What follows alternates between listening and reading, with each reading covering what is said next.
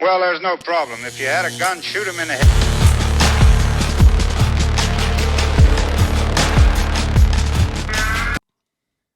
All right, welcome back to Shoot Me Straight with Dave and Eddie. Today we have a very special guest that I'm beyond stoked for to have on. We got some really awesome news to tell everybody, but I just want to go over how I came in contact with Keenlin. I heard Keenlin on the Cleared Hot podcast with my buddy Andy Stumpf.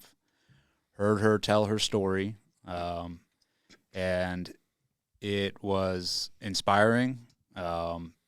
It was also frustrating to hear, but after hearing her story, I reached out to her through social media and said that we wanted to get behind and support her through our Pipe Hitter Foundation, and ever since then we've been rocking and rolling, and now we're here. We got Keenlin here on the podcast.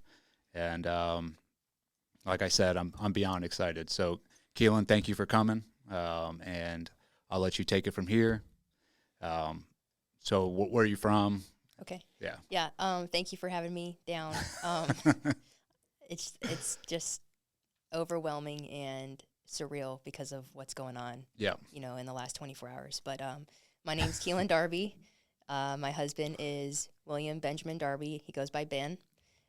We've been married since 2016, and we both started our police careers at separate departments in 2016. So we started in law enforcement that February, and then we got married that October. So most of our engagement and everything leading up to our marriage I was at the academy, separated from him during the week, and then I'd come home on the weekends, and we would do wedding planning and everything that goes into your wedding. And then his academy, Huntsville's, is in-house, so he went home every night and then went to the academy where I was away. So we both graduated the academy July of 2016, about 2 weeks apart from each other, and hit the road with FTO, so field training. And we're eating it by the spoon. We love policing. It's a great career. There's a lot of highs and there are some lows during it, but it's a very fulfilling career. And so we got married that October, and we're figuring out life and married together and not really seeing each other because of our different schedules, and we were rocking and rolling, enjoying life. And then April of 2018, Ben was on duty for Huntsville Police Department. He worked second shift, so that was 2 p.m. to 10 p.m., and he worked West Precinct, so the western half of Huntsville, which is fairly large. And a call came out over the radio. So second shift is always the busiest. You're just running call to call. There's really no downtime. When's second shift? Is that like 2 to 10 or? Yeah, so 2 p.m. to 10 p.m. Okay. So he would go into work. He'd leave around 1:15, get to shift, go through shift brief. If anything happened during first shift hours that needed to be passed on, they would discuss it, and then he would go to his area within the West Precinct and patrol. Is the West Precinct of Huntsville like a worse part of town, or I'm not familiar with Huntsville? There's good and bad. I don't work there, so I don't know it as well as my city. But Huntsville's broken down into north, south, and west precinct. So instead of having like one department or just one building like I do at mine, they have 3 different areas that people can go to make a police report, just because the city is so big. Yeah. So, but he was west, and it's busy. He was leaving a call, and he needed to go to the precinct to download his video. And while he was going there, the dispatcher was like, I need units to clear up. We have calls holding. And 2 officers cleared up. It's Officer Pegues and Officer Beckles. And dispatch had relayed over the radio that someone had called 911 and they said, I'm fixing to blow my brains out. The front door's open. And so that's a suicidal by cop call. That's an ambush call. That's what an officer would think after hearing those details. Yeah. So those two officers, they cleared up from the call that they were on and they went to it. And so the dispatcher was trying to maintain the connection with Jeffrey Parker is the man's name. And as soon as he had told her, you know, I'm fixing to blow my brains out, the front door's open, she said, well, stay on the line, we're going to get you some help. And you can hear in the recording him say, no thanks, click. And he hangs up on her. Dispatch tries to make connection with him several times, and he won't answer the phone.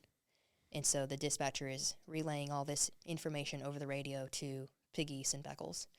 And Officer Beckles got on the radio and said, hey, if there's any other available units, please be en route.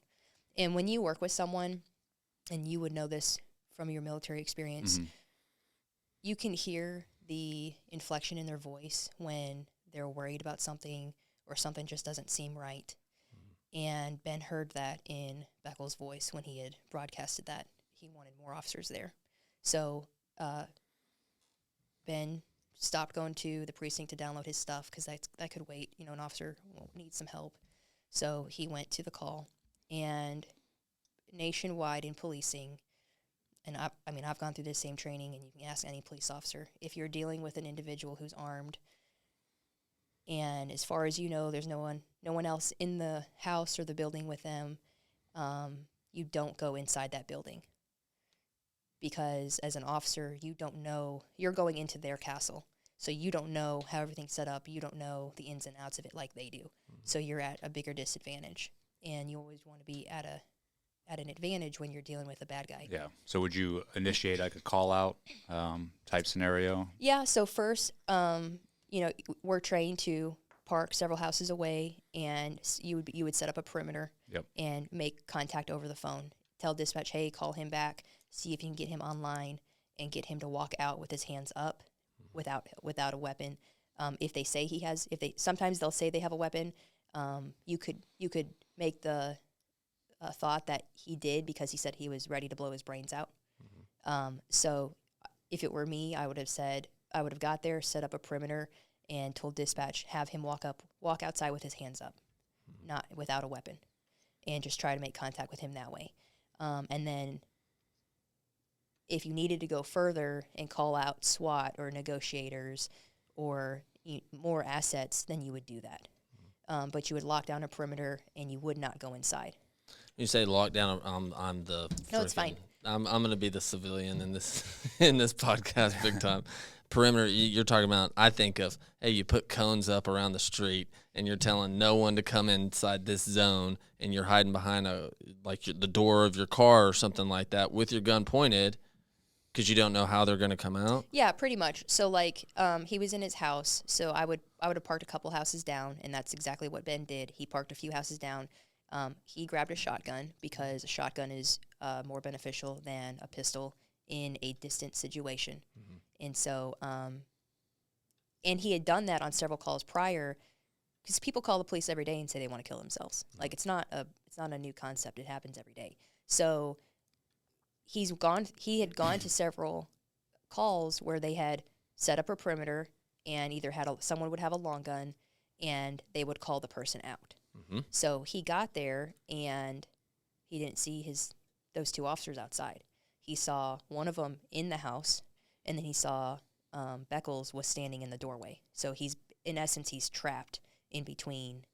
He can't go anywhere. He's stuck in that door. I mean, he can move in and out, but he's confined. Yeah. So Ben runs up there, and he's trying to get his gun out of the rack in his car. He finally gets it out. He runs up there, sees Piggy is in the room with a guy who has a gun to his head, and her gun is pointed down at the ground. So at any moment, Parker's like this, right? At any moment, he could go like that. Yeah. And your reaction, you tell me right now when I'm going to move my gun.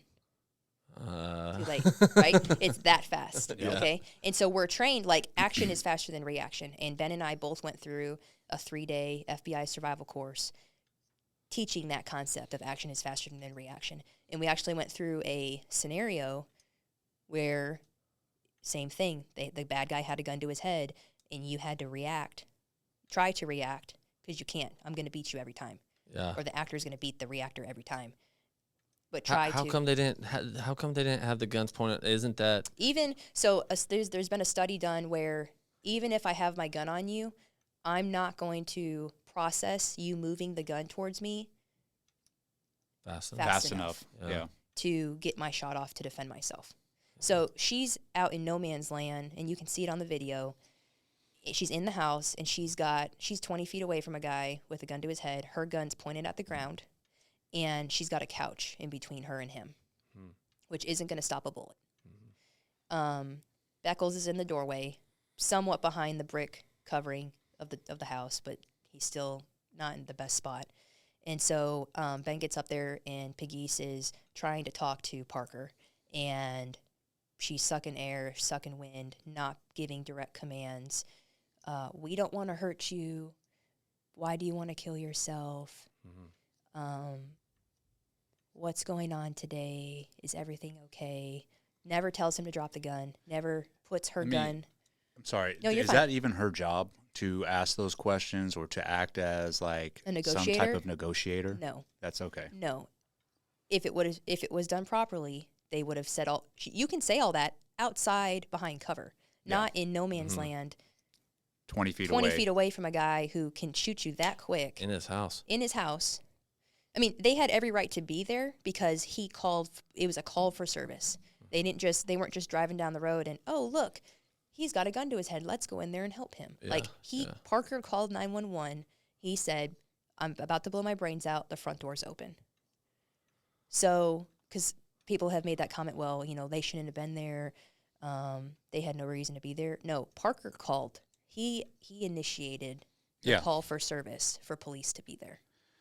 Do you feel, though, that, I mean, them, because they did have the right to be there, but by them making entry and having this conversation with him, and not really having it under control, that they themselves sort of escalated the situation into a Absolutely. Like, hey, we don't know what's going to happen now, instead of forming that perimeter outside. Absolutely. Yeah, because they had the right to be there, but they're injecting themselves into something they don't necessarily have to yet. If the situation had changed and there was another person in there, which we found out later there was, and I'll get to that, but it can change that fast. Yeah. But at the time, all they knew was it was him. So you watch the video. She walks up to the house. Her gun's pointing at the ground the whole time. She opens the door, and she's like, Huntsville police. And then to her right, she hears Parker. I don't know if he says, hey, I'm over here, or hey there, or whatever. And you can see her look, and she sees him, and he's sitting on the couch with his gun to his head. And she thinks it's okay to just waltz right in there and talk to him. She tells Beckles that, hey, he's got a gun. The traffic is 10-3. He's got a gun, meaning emergency traffic only. So every police officer on West Precinct is no longer allowed to talk on the radio because they've got an oh crap situation. So Ben gets there, sees that. He tells her he can point your gun at him. He can shoot you, right? Because she's just standing there, not defending herself at all. So you can see on her body camera, she steps deeper into the house, which, if you're a police officer, you feed off of each other's movements. So if they move into something deeper, that's a silent invitation for, hey, I need help. I'm making room for you. Yeah. And you can ask any cop that, and they're gonna say, yeah, that's what that means. Yeah. So Ben and Beckles both make entry, and Ben immediately puts his shotgun on him and says, drop the gun, put the gun down. And Parker says, no, I'm not going to do it. And so then Pegues and Beckles, I think, were both saying, please put the gun down, trying to be, there's a time to be nice and there's a time to be stern and make sure that the person that you're dealing with understands that they have to follow the directions you're giving you. And we're told that from kindergarten, right? Follow directions and everything's going to work out okay. Yeah. regardless of if you agree with them or not. But if it's a direction from a police officer and they're giving you a lawful command, which Ben did a total of 7 times, Parker was given lawful commands to drop the gun. He didn't do it, and bad things happened. He told him 7 times before he shot him? Parker was given 7 commands. I think Ben either said 3 or 4 of those to drop the gun. So Ben gets in there, shotgun on him, drop the gun. No, I'm not going to do it. Ben says, I'm not going to tell you again, drop your gun. He says, no, I'm not dropping it. Shrugs his shoulders. In that slight movement of the gun coming forward, Ben was able to recognize that quick enough and get his shot off because he was already on target with him. So he shoots him. He goes up, clears up to Parker, puts him in cuffs because we're trained to do that, move the gun away from the suspect, and then he gets on the radio, offender's 10-7, meaning he's dead. Everyone's coming now. Shots fired. You know, everyone's coming to help and see what they can do. And the gun that Parker had was a flare gun painted black. But you tell me which one. You know, it's that split second. Yeah. Tell me which one is real, you know. And so, but it was loaded with buckshot. So if he wanted to shoot them, which he had made that movement towards them to shoot them, all 3 of them would have gotten shot because of the shortness of that barrel and the distance they were away from each other. Would a flare gun even shoot buckshot? Yeah. Yeah. It does? Yeah. Wow. I mean, it would have shot. He compromised it to make it shoot buck. I mean, even if he was holding a Nerf gun, I mean, the deal is he called 911 and says, I'm going to blow my brains out. You come in and you have something. You can't, I mean. I'm not going to take the time to really make sure, is that really a gun or not? Like, my life's more important. I will deal with the consequences after that. Not only your life, but The other your officers' other lives officers' lives, and that's what I don't think people understand. Because I've seen comments or I've heard some like descriptions like, oh, he was too aggressive by yelling at him, telling him he swore at him. Right. But what people don't understand is once you're put in a situation like that, like you said, there's a time to be nice, but when the individual has a gun and you're 20 feet away, 15 feet away, that is a high stress, a dangerous situation. And yeah, you do have to resort to being aggressive and really giving commands like that, because if you end up being nice and being lackadaisical, You're dead. that could cost you your life or your fellow officers their lives. So it's it's completely understandable why that happened. If you're trained and you understand the training of a police officer, Yeah. which wasn't allowed in his trial, and we'll get to that. Yep. You would understand why he did what he did. How come they didn't? So from the get-go, before you move on, how come they didn't set up because if he arrived later, they're already in the house. He's good. I feel like I would have done the same thing. I would have grabbed my gun. I'd go in there. I'm not a police officer, but I'd feel like, hey, listen, that's just natural. This guy has a gun. I have 2 of my fellow officers in his house. He called 911 saying that he's about to blow his brains out. Like, I'd be in there to, like, hey, you have to put that gun down. Any reasonable officer, and the key word there is reasonable, would not have gone in that house. Yeah. Okay? But you have 2 unreasonable officers who thought, oh, we'll just waltz in here and talk to him like we're telling someone how to turn and go down the road. And that's not the situation that they had. It was, I'm calling 911, I'm about to blow my brains out, the front door's open. That's an ambush. Like, if that's it, all day that's an ambush. I have a gun and I am waiting for you to get here. And my mind's messed up because I want to kill myself. If you're suicidal, you're homicidal. That's a proven fact. Yeah. So, Ben shoots him. He dies immediately. Everyone gets there. Ben's gun is taken from him, and he is told to sit in a car and wait. I'm at work while this is all going on, doing my thing in my town. And I was going to an alarm call, and he called me, and he said, hey, babe, are you busy? And I was like, I'm going to a call, but what's up? And he said, just know that I'm okay. And I was like, what, did you wreck again? Because when he was in FTO, when he was in training, he had wrecked out a car. And you have to go to the hospital for that. The only time you go to the hospital as a police officer is if you get injured, if you wreck a car, because you have to go get a piss and blood test to make sure you're not intoxicated. And then if you get involved in a shooting for the same reason, you have to go get tests done. And so I was like, oh, did you wreck again? And I laughed, and he's like, no, I didn't wreck, but just know that I'm okay. He's like, I got to go. And I was like, all right, I love you, bye, And I'm like, crap, what's wrong? And then it hit me. I was like, he's okay, but he has to go to the hospital. He didn't wreck. He's been involved in a shooting.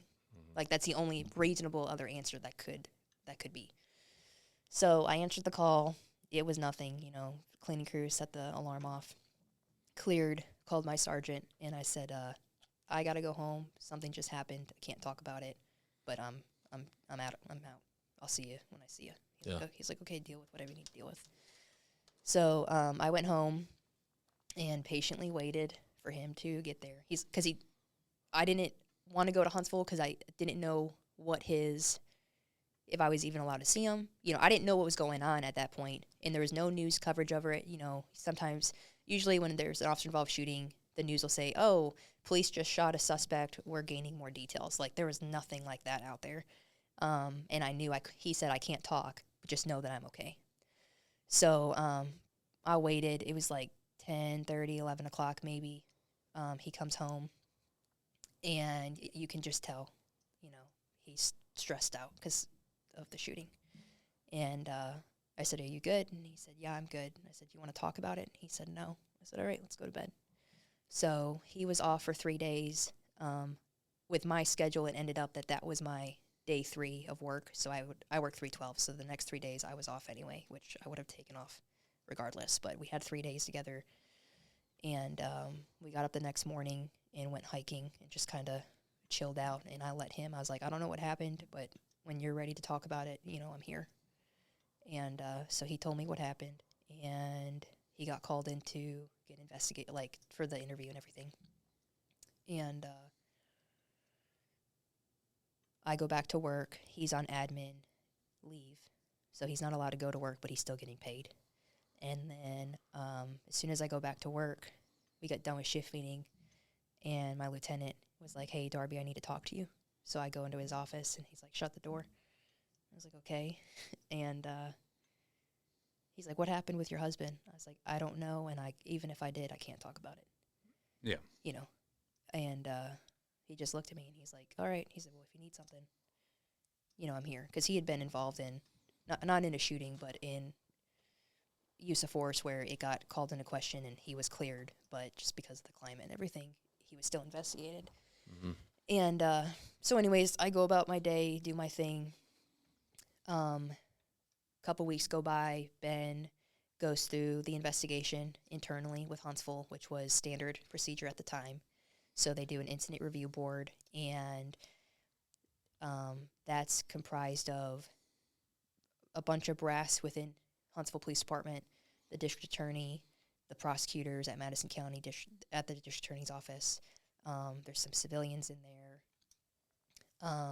Huntsville legal team, or Huntsville legal department for the city is in there. So everyone's looking at it and trying to figure out, is it justified? Was his use of force justified?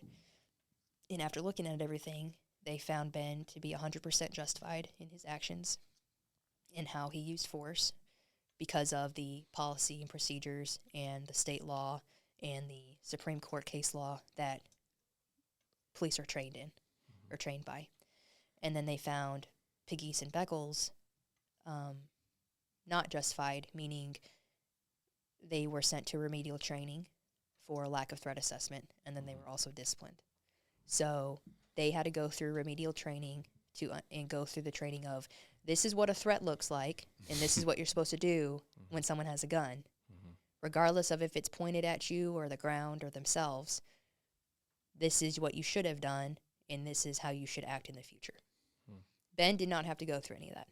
He was never put in trouble, he never disciplined, never went through remedial, nothing. Because he did exactly what he was trained to do. Right. He did exactly what he was trained to do. And exactly what we're still trained to do in Alabama. Let me make that clear. And I'll get to that in a second. So they all get reinstated, put back on the street. This is, I think it was end of April, like April 23rd, April 24th. So he's back, rocking and rolling, second shift, answering calls, doing his thing. And Memorial Day weekend-ish, he gets called into the chief's office, and the chief says, hey, we have to put you on admin duty. So he's still working. Where you're on admin duty effective immediately. The DA is looking to charge you with murder. So Ben calls me. I'm at work. He calls me, and he's like, hey, if you hear anything, this is what's going on. And I was like, well, how? Like, you were cleared. It was considered a justified shooting. The investigation, like, you were investigated. I mean, he had to do a full interview, with a detective. And after that interview, the detective told him, don't let anyone Monday morning quarterback you. You did exactly as you were trained. You did exactly the right thing. And then he shook Ben's hand. And he was like, they're looking at charging me. And so it comes out later that the district attorney and the chief were going back and forth, and the DA said, if you just fire him, we won't press charges. And why would the DA have an interest in getting Ben fired or coming after him after he'd already been cleared? Yeah, that's a good question, because he was part of the clearing board. Like, he was in the room when they made the decision to clear him. I've never been able to get a clear answer on this. Supposedly, there's beef between the prior he's no longer the chief anymore, but McMurray and Broussard. I've heard it's a money issue. I've heard they just don't get along. I've heard the climate at that time. Everyone, which that plays into it. During the George Floyd, all that. So his trial was, the shooting was in 2018, so it was still anti-cop. Yep. You had, I don't know if Breonna Taylor, I don't remember if that happened then or if it was after that, but there was a lot of stuff that there's a lot happened going around on, and it was anti-cop, and all cops are bad, and all cops hate black people, and the blah, blah, blah, blah, blah, which his shooting, there's no racial element. It's a 49-year-old white male, and then Ben was 25, I think, at the time, and he's obviously white. So, like, there's no racial element to this. So they're going back and forth. Fire him, and we won't press charges. No, I'm not going to do that. He followed all his training, applicable law, policy, procedure, blah, blah, blah. So the district attorney convenes a grand jury. So that's something that's secret. It's not made public. We didn't know that a grand jury was being formed, because Ben at this point is a suspect in a crime of murder, which it's not murder. August 3rd, 2018, I get a phone call from Ben. I'm in the gym, and he said, meet me at my parents' house. I have to go turn myself in. They true billed the indictment. I'm going to be charged with murder. True build. So when you go to an indictment, you can either true bill or no bill, and that's basically is, yes, we want to proceed with charges, or no, we don't. So a true bill would be the yes, we're proceeding with charges, or as the charges that they suggested. So, I immediately start crying again, run to his parents, figure out what is going on, and we go to... So Huntsville Police Department, the county jail is connected to headquarters. So you have headquarters, and then you have 3 different precincts. And the jail and the headquarters are connected. So we go to headquarters. Ben turns himself in. He gets walked into the jail. They book him, do his fingerprints, take his mugshot. And we find out his bond was $20,000.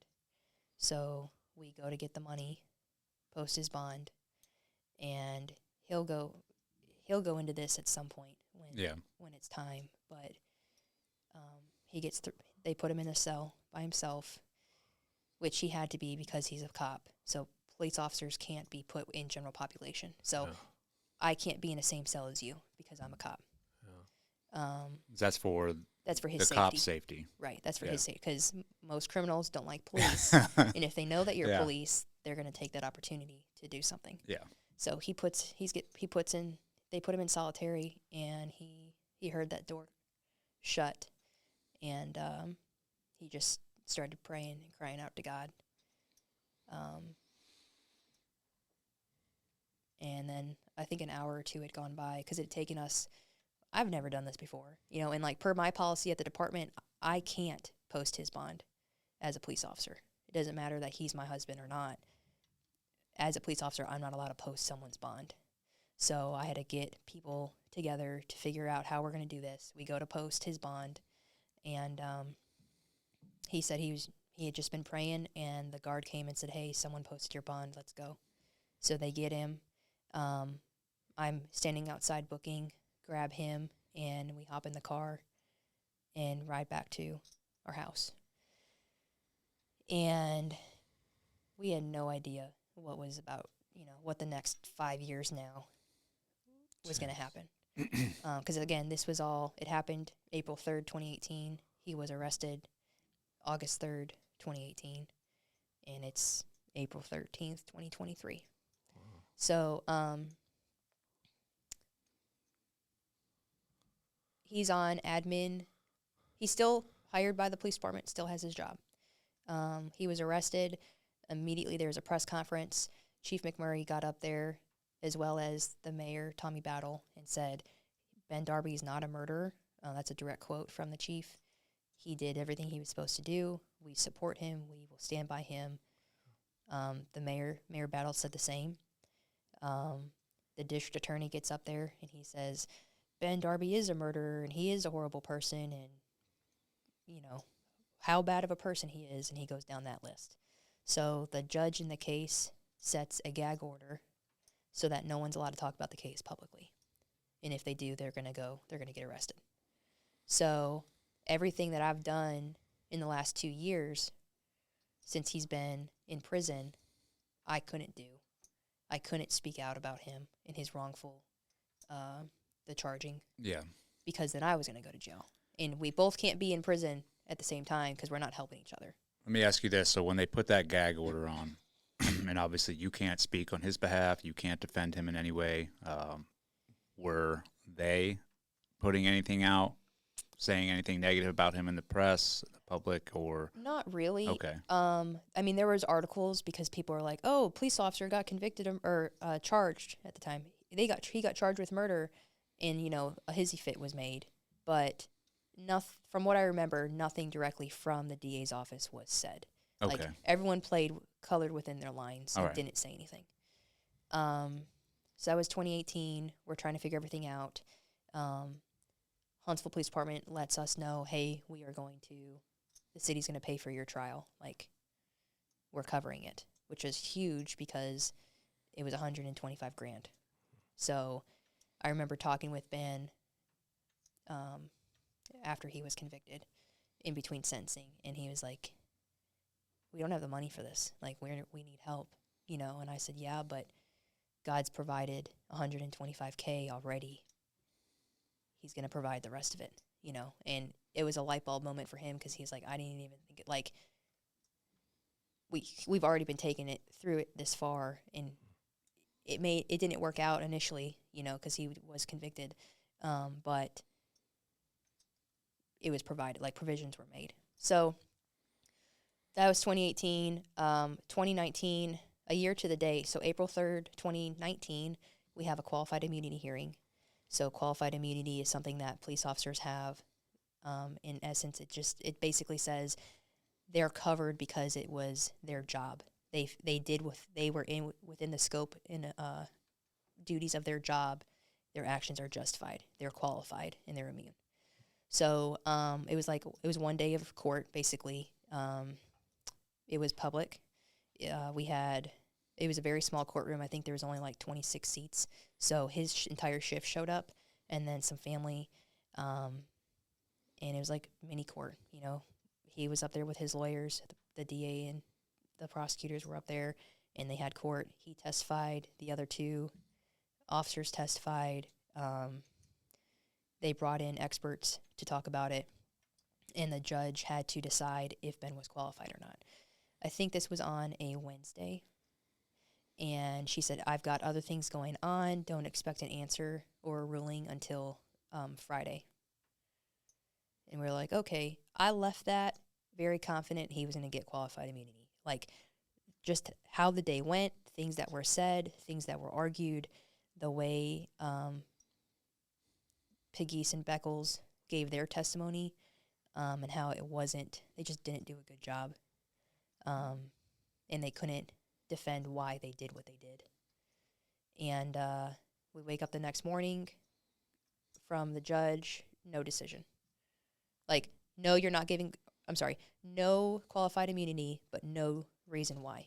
Just no. So it's like, all right, so now we got to go to trial. So that was April 2019. We're not going to go to trial until 2020, but little did we know COVID was going to happen. So COVID happens and everything gets shut down. There's no trials in Madison County, and we didn't know when we were going to trial. But he's home this whole time, still on admin duty, meaning he goes to work every day, and he was a secretary basically. He got paid to do paperwork. Yeah. But Huntsville was still, he still got his paycheck every 2 weeks. He still had vacation and sick time. He still had all the benefits of being a police officer. He just didn't have a gun and badge because he was under investigation. So we go through 2020. 2021, that January, we get notified, you are going to trial this year. So be ready. And like during 2020 and 2021, we're talking with lawyers. Everyone's prepping for the coming trial. Martin Luther King Day of 2021-ish, the prosecutors meet with Ben's attorneys and offer a plea deal. Take manslaughter charge, which is reckless murder, basically. And we promise that it'll be no prison time, 5 years probation. So you won't have to go into custody. Just plead to this charge. We won't go to trial. And all will be well again. So what would he have to do? Community service? And yeah, so he wouldn't go to prison, but he would be on probation for 5 years. So And it would be on his record, he would be a convicted felon. which is the big thing. Right, he would be a convicted felon. He would never be a police officer again. Like, that is done. And then he has a probation officer that he would have to report to, however so often they had it set up, for 5 years. And if he got in trouble, then he would go to prison for the rest of that 5 years. So the lawyers called him. They presented the offer, and Ben was like, no, I didn't commit murder, and I didn't commit manslaughter. I'm not taking the deal. So that was January of 2021. Shortly thereafter, we get told you're going to trial the week of May 3rd. So right before, end of April, they have all these preliminary hearing and these last-minute meetings with the judge and the two sides before you go into trial. And it was decided that the district attorney's office did not want police in the courtroom because they didn't want the jury to be swayed by police officers supporting a police officer. So the judge closed the courtroom on the grounds of COVID, and no one was allowed in the courtroom. I wasn't allowed in the courtroom as his wife. I had to sit in a separate room on a separate floor. Is that because you were a police officer as well? I don't know if they realized I was a cop or not. I Okay. still am. I don't know if they knew that at the time. They just didn't want. They wanted to make sure that the jury saw that he was a young kid who had no one there to support him, and that he was wrong and he was guilty, quote unquote. Oh, they set it up like Oh, that. yeah. They purposely set up the way that they did. So the judge plays along and closes the courtroom, which is a violation of his rights. Per the Constitution, you have the right to a public trial and a speedy trial. It's Sixth Amendment. And so she denies him of his rights. So we go to trial May 3rd. They do jury selection, and that's closed, so I can't even go to that. But they're sitting there, and it's 100 jurors that they're potentially picking from. And Tim Gann was the lead prosecutor in the case, and he gets up there, and he says, "How many of you think there's a war on cops?" And Ben's sitting there, and he said, and again, I don't know that, I'm not there, so I don't know this, but Ben said, Gann asked that question, and everyone just kind of looked around and raised their hand. Because, again, it's 2021. Yep. George Floyd, I don't remember if George Floyd had happened or was about to happen or it just happened or what. There was a bunch of stuff that so much happened going around on. that era. Yeah. Right. So how many of you think there's a war on cops? Everyone raises their hand. And then he says, his follow-up question is, well, George Floyd did happen, because he says, how many of you think it's warranted because you have bad apples like Derek Chauvin and Ben Darby? And he motions. So you're already corrupting potential jurors and telling them he's a bad apple. He's just like Derek Chauvin. The only similarities between Derek and Ben are they're both white males and they're both police officers. That's it. There's nothing else tying them together. And they both used force, I guess. Yeah. You could add that into the spectrum. But that's it. So he taints the potential jury in saying, how many of you think it's warranted? And Ben said, like, they were all just floored, and his lawyer objected to it, and the judge was like, no, carry on. It's okay. Really? Mm-hmm. That's insane. Yeah, that so that was allowed Yeah. to be told to the jurors, he's a bad cop. How many of you think that this war on cops is a good thing? And it should be happening, because you have bad apples like Derek Chauvin and Ben Darby. And Ben said there's a lady sitting in front of him, and she looked at Tim Gann and then looked at Ben and was like, motioning towards Ben like, yeah, there's a war on this kid right here, Mm-hmm. So they go through jury selection.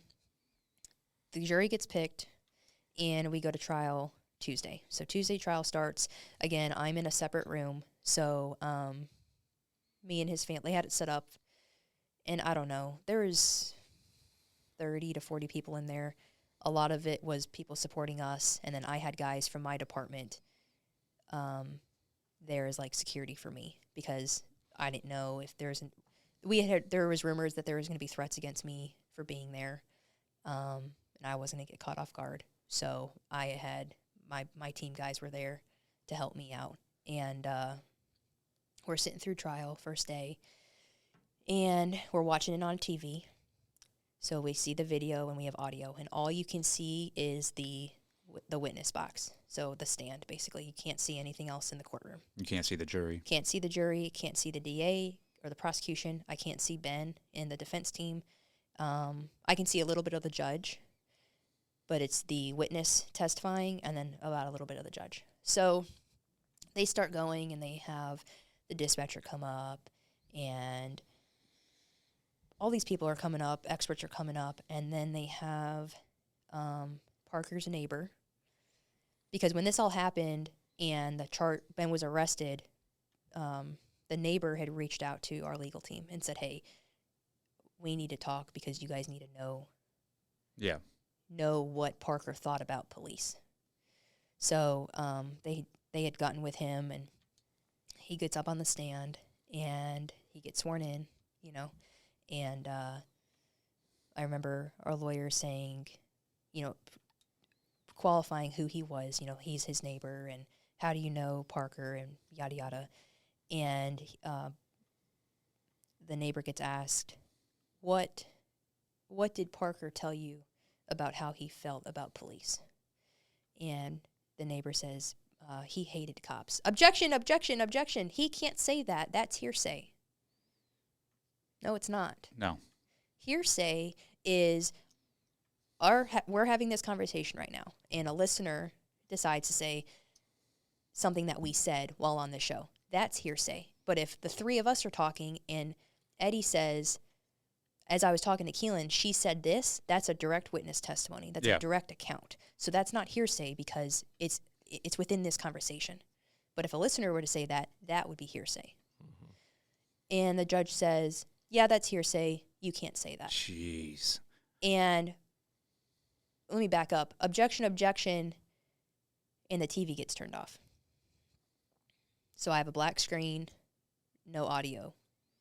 I don't know what's going on. I only know what's going on because later on, during lunch, I'm like, hey, Ben, this happened. What happened? And he tells me, and then he tells his lawyers, hey, they're not getting the full feed, which is a violation of his rights.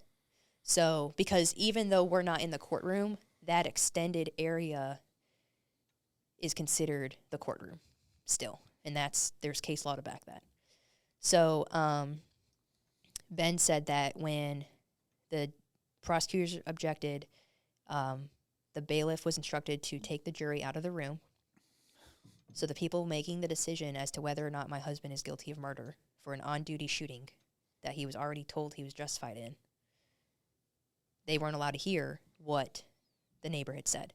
So they all leave, and the judge tells the neighbor, you can talk to the court reporter, and it can be on the record so that if this case goes to an appeal, it's there.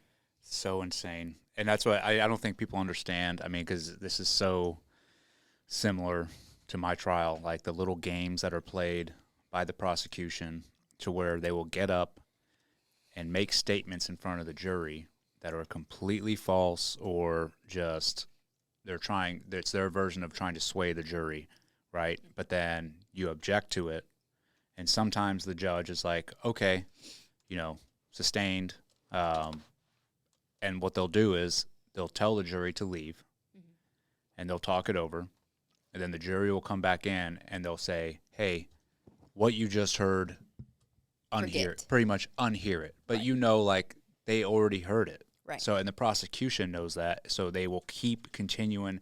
It doesn't matter how many times either. They will keep saying statements that aren't true to sway, and then they'll play that game all day long. Leave, come back. Hey, unhear that. By that time, you're just like, well, What this am I supposed to jury is remember already and what I'm not? forming an opinion. Right. Yeah. So we're in the room, don't know what's going on, and then the TV turns back on with the audio. Did they purposely turn it off? Oh, yeah. Judge had the kill switch Ah. up on her, I don't know, bench or table or whatever you want to call her standing behind. She controlled it. So, objection, objection, click, black screen, silence. Radio silence. We can't hear anything. We don't know what's going on. I think 10 minutes goes by. It gets turned back on, and a deputy is on the stand talking about tattoos. So, again, the TV was on, and it was the neighbor. And the last thing we heard was, he told me he hates police. Click. Time passes, and a deputy's talking about tattoos. The deputy was up there. I think he was a gang member unit. Parker had white supremacist tattoos on him, and white supremacists hate cops. So that was being brought into the trial. So time goes on, and we're going through the trial. Things are moving along. We break for lunch. Next day, witnesses are still coming up, talking about stuff. And then when Ben was in the academy, and like Huntsville Police Department has their own academy, which I think I said at the beginning of the show. So it's in-house, where like I went to a farm academy where you have a bunch of different departments, and they go to, it's like a regional learning, where Huntsville's academy they're taught what the state wants you to know, but it's specific to Huntsville also on top of that. So during his time at the academy, one of his training instructors was Jason Moore, and when Jason was on the street, he was involved in a shooting where he actually was shot and survived.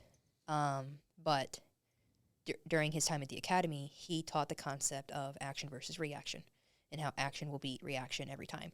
And in Jason's incident, Jason worked third shift, so nights on patrol. and he's also on the SWAT team. So as a SWAT team member, you get more training than your regular patrolman because you're specialized. And so Jason had his rifle. They went to a domestic call, and the guy was drunk, and he had a rifle and a shotgun pointed at the ground in both hands, and the guy was up on their porch. And so they set up a perimeter. And this was years before. I don't know what year it was, but it was years prior to Ben shooting. So, like, it didn't just happen, you know, like, and he's an older officer than Ben, too. So this just, again, shows the point of we're trained to do this. We're trained to set up a perimeter and take cover and negotiate at distance.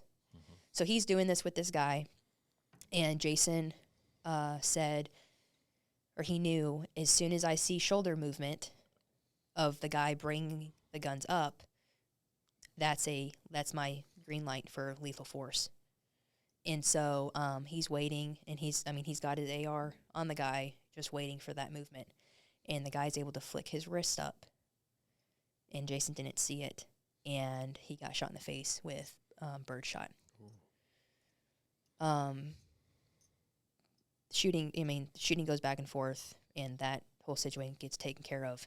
But the main point of Jason's experience was he told Ben's Academy and several other classes before and after Ben's, you cannot wait to react.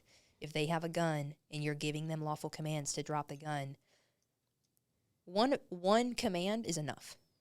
And that sounds hard, you know, but again, if you can't follow directions, bad things are going to happen. If you're told as a kid, don't touch a hot stove, and you touch a hot stove, you're going to get burned, right? That was your warning. Don't touch it, or you're going to get burned. Put the gun down, or you may end up getting shot. Jason got shot in the face with birdshot, and so he used his experience in real life to teach new trainees, this is how you have to be prepared. And case law backs that. I think it's Montoot versus Carr. You don't have to wait, and Graham, you don't have to wait for the bead of the weapon to be pointed at you.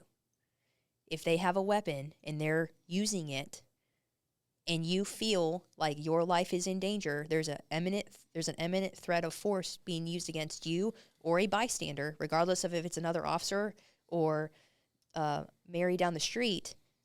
If any of their lives are in danger or they have an imminent threat against them, you are authorized to use force against that. I don't have to give you a warning. Yeah, or 7. Or 7.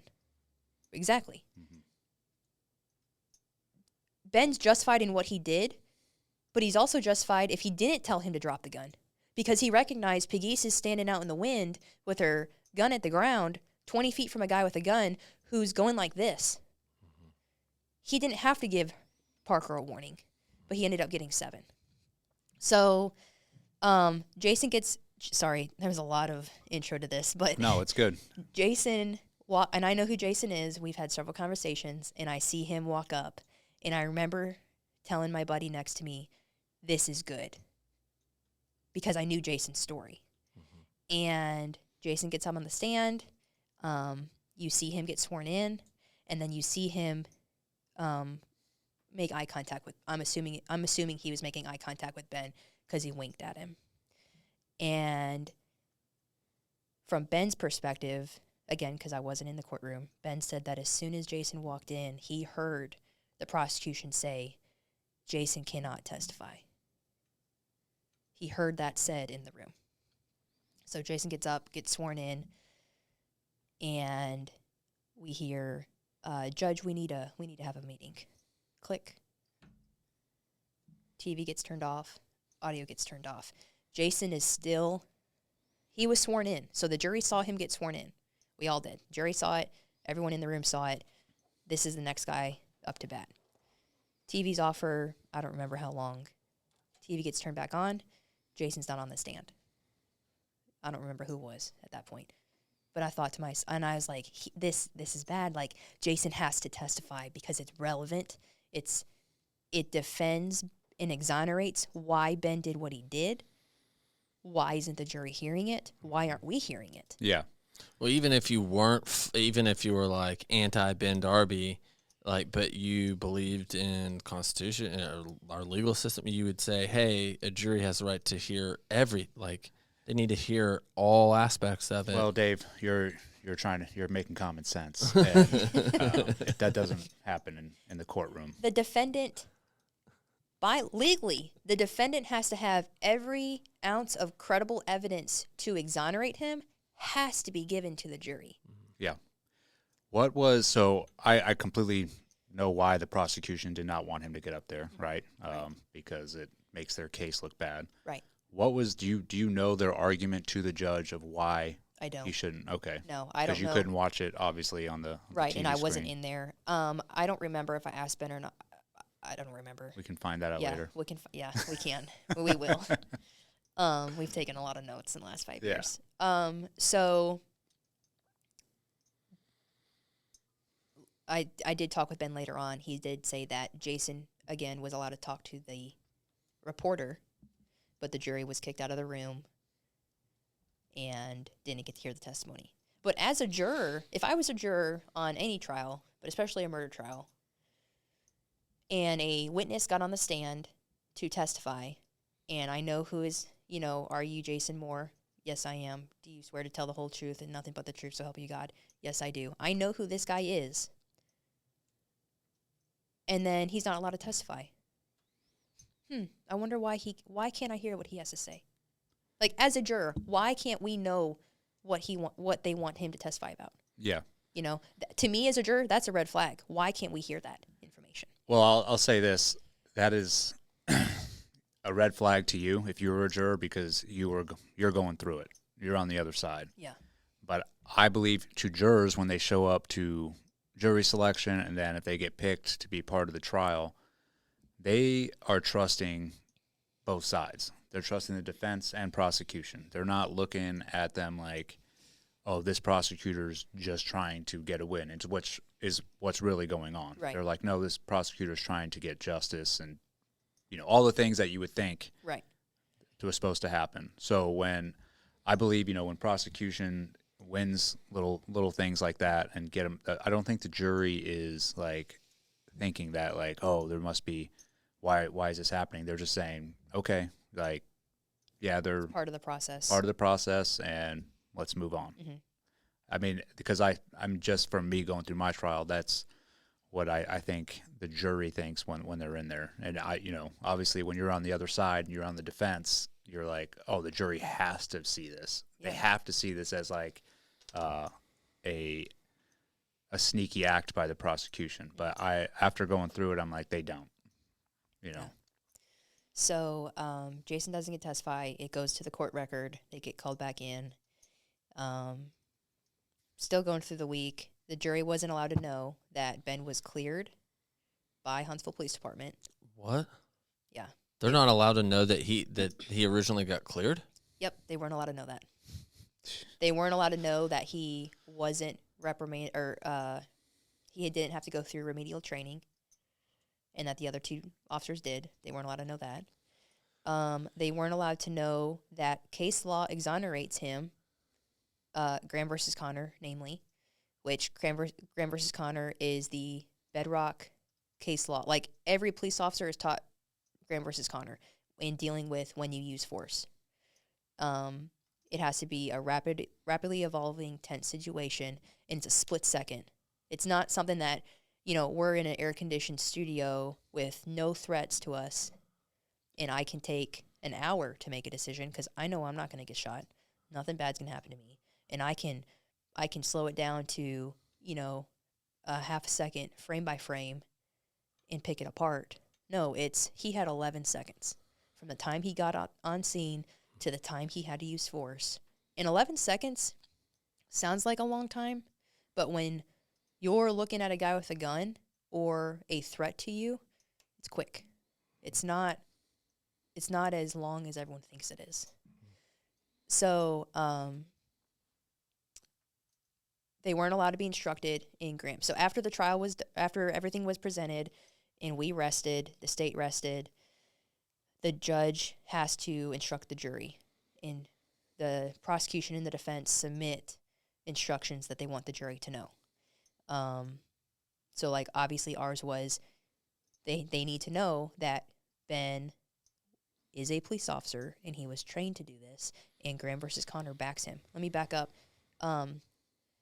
In closing arguments, so for people who don't know how jury trials work, you start out with like an introduction, and they, like, the defense and the prosecution both set up like they do a quick monologue of, this is why we're right, and you're going to see why by the end of the trial, after all the facts are supposed to be given. And then after all the facts are given, or supposed to be given, they do a conclusion or closing arguments. Yep. And they say, based off of everything you just heard, and they can lie, they can make conjecture, they can character assassinate, which happened. It's theatrics. Yes. It's drama. Yeah. It is true drama at its finest.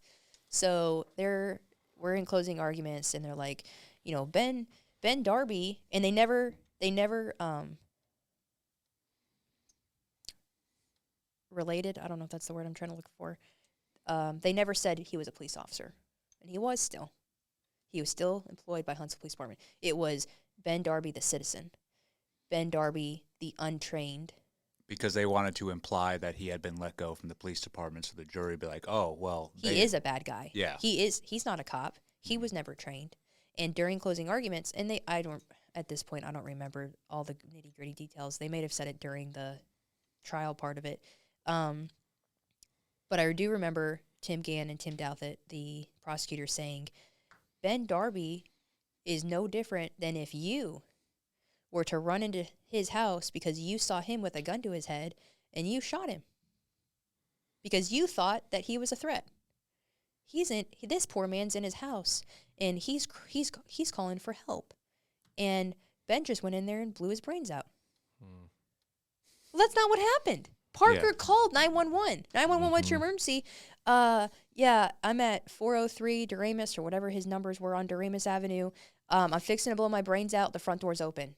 Okay, help's on the way. Stay on the line. Click. No thanks. Click. Yeah, no thanks. Click. They call him back. No answer. Multiple times. He had a plan to kill a cop, and he did. He was unsuccessful. Wasn't his neighbor also knew that he wanted to do suicide by cop? Yeah, so that was part of the testimony that the jury couldn't hear. Yeah. Parker had a plan. They were cutting their yards one day, and, you say hi to your neighbor or whatever, and the neighbor told our lawyers, and then eventually told the reporter, again, not the jury, because they can't hear the truth. He told me he was going to get a cop in his house and kill him. Why can't the jury know that? Right? So, they said there's no difference in what Ben Darby did than if you were walking down the street and you saw your neighbor with a gun to his head in their house, and you just went in there and you did it for him. Yeah, there is, quite frankly, a difference. Ben is a trained police officer, trained by the state of Alabama through Huntsville Police Department to carry out a job that no one wants to do anymore. No one wants to be a police officer. I don't know how many times I've been asked, how are you still in law enforcement? Knowing that you could be your husband today. So we go through closing arguments. They assassinate Ben's character, the chief's character, the training staff. They're all horrible people. Huntsville Police Department wants to kill people, blah, blah, blah, all this nonsense. And they break for deliberation. And it's like, man, time is just slowed down. How long did deliberation take? We ended it on Thursday, and it went into Friday. We came back Friday morning. So we came back Friday morning, and we were notified that a juror had a panic attack, and that a alternate had to be brought in. Well, because of that, they had to completely restart deliberation because So when you go to jury selection, they pick 14 people. Go ahead. So the juror had a panic attack. because I haven't heard this yet Okay. either. So he's out, Yeah. and they So bring another juror in that hasn't even sat through. so they did. So they picked the jury and they picked 14 people. So when all 14 people are listening to the trial, but you don't know if you're going to be a deciding juror until they break for deliberation. I got you. Okay. So all 14 people, all these people heard the whole case or what was allowed to be presented. And then the bailiff says, okay, you and your alternates, everyone else is go into the room and hash it out. And so during the first day deliberations, they're allowed to take notes during the trial and all that stuff. But once the trial's over with, you can't ask questions. You can't ask for clarification. Like, it's there. Yeah. What's presented is presented, and you have to make a decision off of what's been presented to you. And the jury had questions because it's not murder, and they knew that. They're like, the question was asked, is there not another charge? Because this don't fit. Yeah. And the bailiff was like, no, you have to go with what you have. So Friday comes, we get notified that a female has a panic attack, and I'm going to go out on a conspiracy whim. Yeah. I don't know this to be true, but was she one of the jurors holding out for his innocence? And She was pressured. she was pressured to, hey, I don't want to do this anymore. I've got a golf tee off at noon. I need to go. Let's just say he's guilty and go on. I don't know that to be true. That's complete conspiracy, Keenlin theory. That's the first thought I had when you were saying this. But however it is, she gets rushed to the hospital. So we get told an alternate has to be brought in. One of the alternates is brought in, and they have to restart deliberations. So they had to completely start over and go over everything all over again. I get a phone call. The verdict's in. Get to the courthouse. So we fly to the courthouse, and as we're walking in, the judge is thanking the jury for their civil duty and thank you for your service, blah, blah, blah. Again, I'm not in the courtroom with Ben. I'm in the extended room. And she has the paper, and she says, in the case of William Darby v. Alabama, or I guess that's what it was, whatever it is, she says the jury finds you guilty. And I collapsed. I literally hit the floor. Because Ben and I talked prior, during the deliberation, yes, this went our way, this was good. Yes, this wasn't allowed to be said, but, surely that was a red flag and this was a red flag. It's going to be a hung jury. Like, I was 99% hung jury, 1% conviction. Or, Not guilty. Yeah, not guilty, I'm sorry. 99% meaning of the hung jury, they can't come to because it has to be a unanimous decision. It's not 8-4 or whatever. Like, it has to be all 12 say, yes, he is guilty of murder. Yeah. Not in the both of us, 99% hung jury, 1% acquittal, full acquittal. And she says guilty, and I collapsed. I could feel everyone leave the room. And I'm not even paying attention to the TV anymore. Like, I'm losing my mind because my husband is now guilty of murder, according to this jury. And now what? Like, what are we doing now? And so a deputy comes up and touches me on the shoulder, and he says, hey, I need you to come with me. And I was like, where are we going? And he said, I'm bringing you to Ben. And I said, well, this person, like, all these people are coming with. And he said, no, it can only be you and his parents. And I was like, all right. So I did bring, my security people came with me because I was like, I'm not leaving here without I need to make sure that I'm okay. So we all went down. He took us to the basement. Ben came down. He was cuffed, front and shackled. So he had his wrists and his legs were shackled. And I gave him a hug, and I'm trying to hold it together, but it's like, holy crap, what is going on? And he said, it's going to be okay. It's not over. We'll figure this out. God's brought us this far. It's not done, you know. So they load him up on the van. We go across the street to our lawyer's office, and just in shock. Yeah. Like, what the hell just happened? And I get a phone call. It's Ben. And he calls me. He's like 20 seconds before it. You know, it's 20 seconds free, and then we need your money if you want to talk to your prisoner. So I'm able to get money on figure out how to do that, which is a whole other issue. And we're talking, and we figure out what his bond is. And the judge set it for $100,000.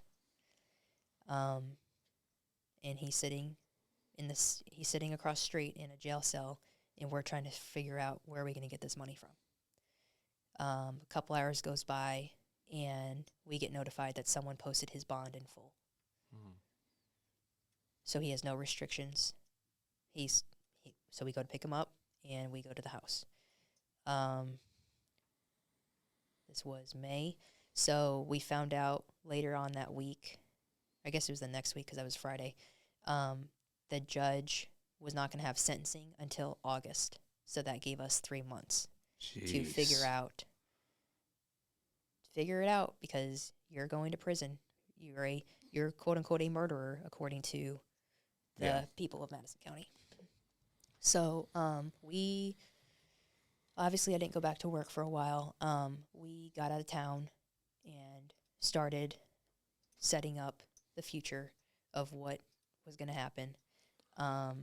That day, what was it like? Did you get a lot of support or that coming weeks between May and August? Yeah, so let me back up because I missed a crucial support topic. So this all happened in 2018.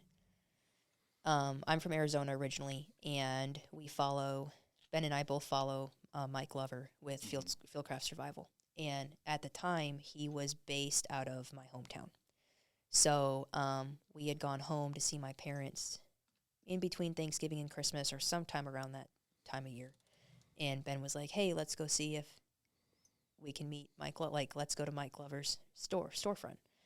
And so I was like, okay. So we go, and he's not there, but we talk to a couple of his employees or whatever and do the whole fanboy thing, you know. And we're leaving, and Mike passes us in his truck. And, it's a dead giveaway because it's all kitted out, and we've seen it, so we know it's his truck. And Ben's like, turn around, that's Mike. I was like, no, that's weird. We're not going to just follow him back to, his job site. He's like, no, turn around, I want to meet him. So I turned around, we go back, and we walk in, and Mike's a super cool guy, very down to earth, very real. There's no pretense of, oh, I'm Mike Glover. He doesn't have that celebrity sense about him. He's cool. He's just ordinary Joe, So he's not like Eddie, all It's the complete opposite of me. So we start talking to him, and we're there for 3 hours talking, and it comes up, what do you guys do? We're police officers. Oh, the both of you are? Yeah. And we start talking about his military background and us as cops, and Ben's stuff comes up. And so Mike's like, yeah, it's all going to work out. Everything's going to be okay. When it's done, call me. I want you on my show. And I've told Mike this. To me, I was like, yeah, right. He's going to have us it's Mike Glover. We're just Ben and Keenlin Darby. We're never going to be on a show. So we take the cool picture with him, and we go back to Alabama.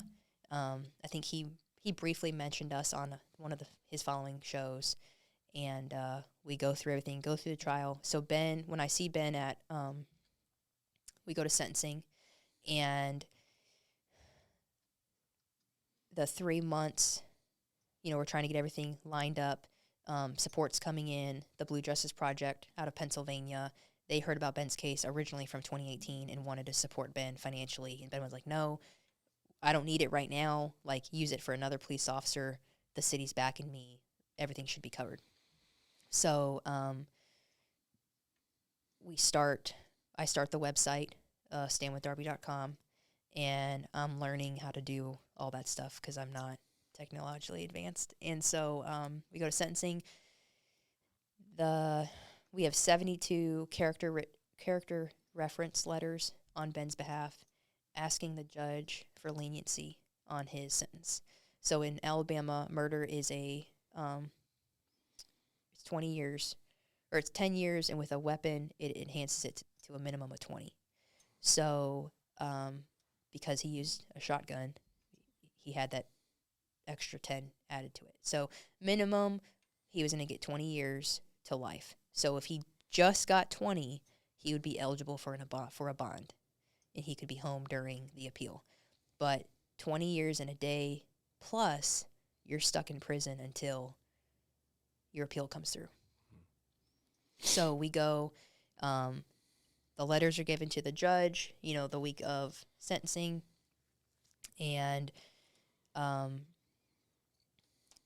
it was me, his dad, one of his supervisors from HPD, our pastor, and then a really good childhood friend of Ben's all spoke during sentencing to the judge.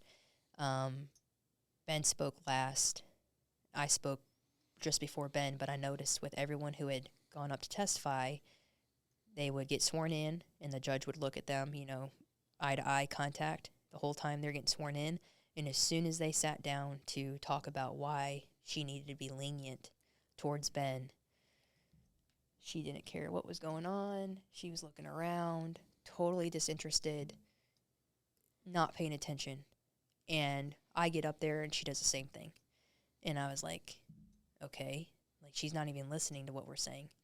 We all get done testifying. Prosecution gets up there and says, hey, Judge, we are asking for a minimum of 25 years. So let's rewind. 2018, fire him and we won't press charges. Yeah. 2021, take this deal, no prison time. No prison time. 5 years probation. Sentencing, we want at least 25 years of his life in prison. Yeah, because you didn't accept their plea deals, right. Because you went against them. Because we didn't play their game. Ben stood up for himself. That hurts their ego. Mm-hmm. So then they're going to come at you with everything they have. Right. So they asked for 25 years. Judge, and this is, I might be botching it a little bit, but this was said in the courtroom that day. We want 25 years. We recommend 25 years, but we're good for more if you are. Gosh. So everyone talks. She's like, okay, give me a few minutes. And I don't know if she actually writes anything down or is doodling or what. And she says, okay, I've come to the decision. 25 years, $120,000 in fines. Done. And I knew when they asked for 25 years that Ben was not coming home with me. I mean, there was a sliver of hope that maybe something would work out during sentencing for us, and he would get the 20 years, and he could come home on the appeal bond. But as soon as I heard them say, we want at least 25, but we're good for more if you are, I knew he wasn't coming home. And so I'm sitting with him on the, at the table with his defense team, and I start crying.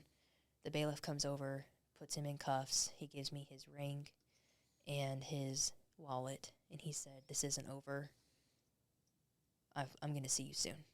And they take him. I hold it together as much as I can until he leaves the room, and then I broke, and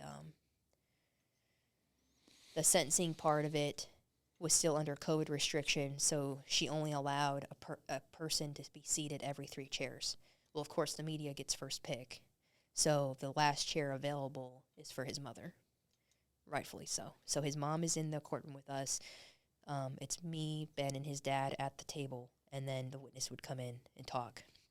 So Ben gets ushered out, and I mean, that's all over the internet of him being walked out, and I leave with our lawyers, and the court or the hallways are lined with people supporting him, people from our church, people from school that he grew up with, and all these different people have known him through his whole life. The letters that were written weren't just people that knew him from that time. It was childhood friends, teachers from high school, He did mission work in Paraguay, I think it was. There's a letter from that pastor, a pastor from Nevada that he did a summer internship with. People from the department, people from my life that knew him, like all different walks of life, from different stages of his life. Ben Darby's not a bad person. He's not a murderer. This is wrong. Please be lenient and show grace towards him. You're doing the wrong thing. This is unjust. Blah, blah, blah, blah, blah, blah. So 25 years, they take him away.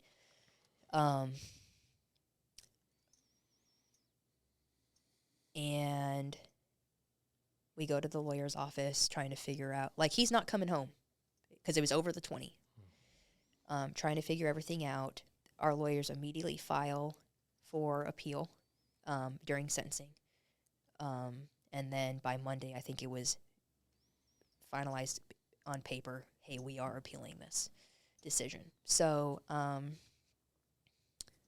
said, can I start talking about this since it's no longer, the jurisdiction is no longer in Madison County? You know, do I have a voice now?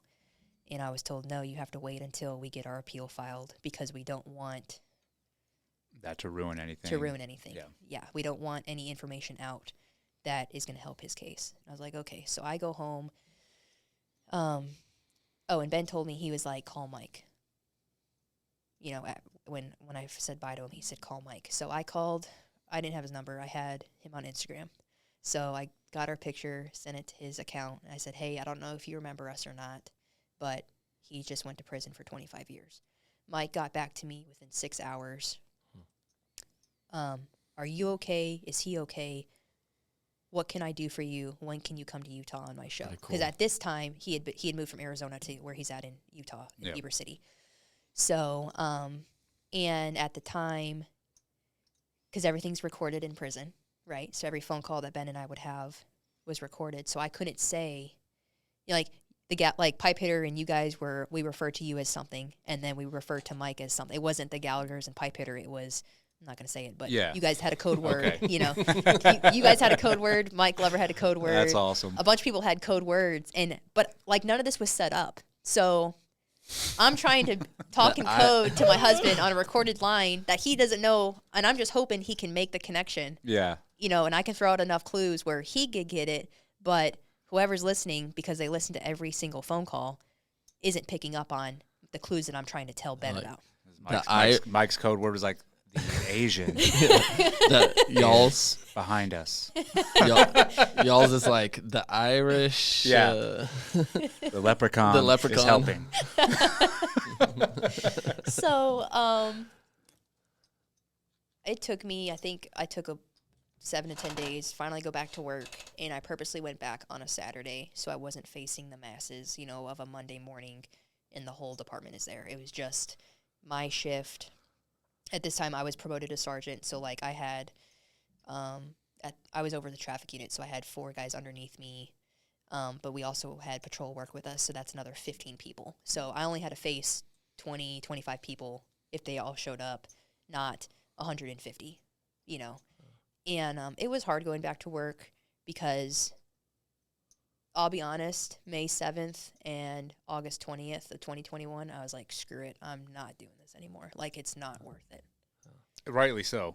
So. I mean, I was obviously in a bad spot in every aspect of life, emotionally, physically, relationally. They just took my husband away from me, you know, my best friend.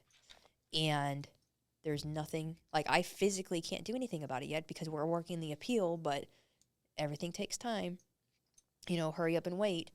And so I finally get the all clear. February 1st of 22, we file all of our stuff.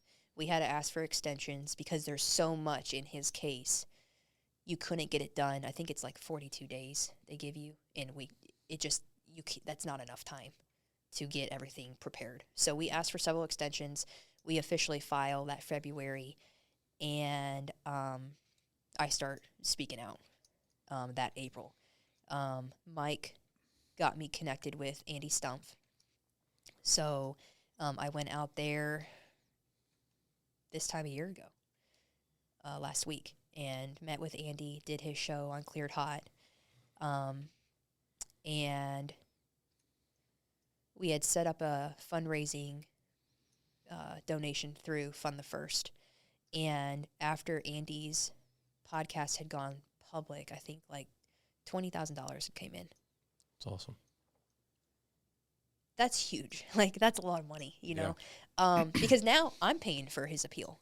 You know, I don't have yes, I have the support of Huntsville Police Department and the city of Huntsville, but their checks are done. Like, Ben no longer works for them, and let me go back and say that.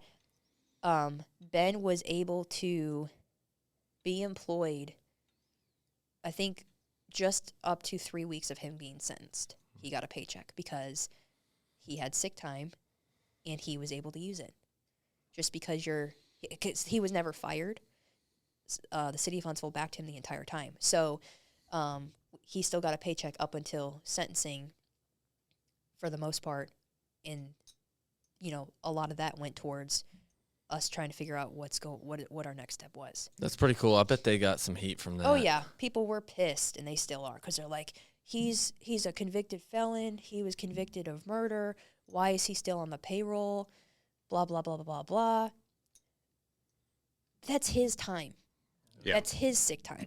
He accrued it. He never used it. It's his to use until he gets fired, and the city wasn't going to fire him. So he used it. And we were able to he was still able to get a paycheck up through that time. And it's a God thing.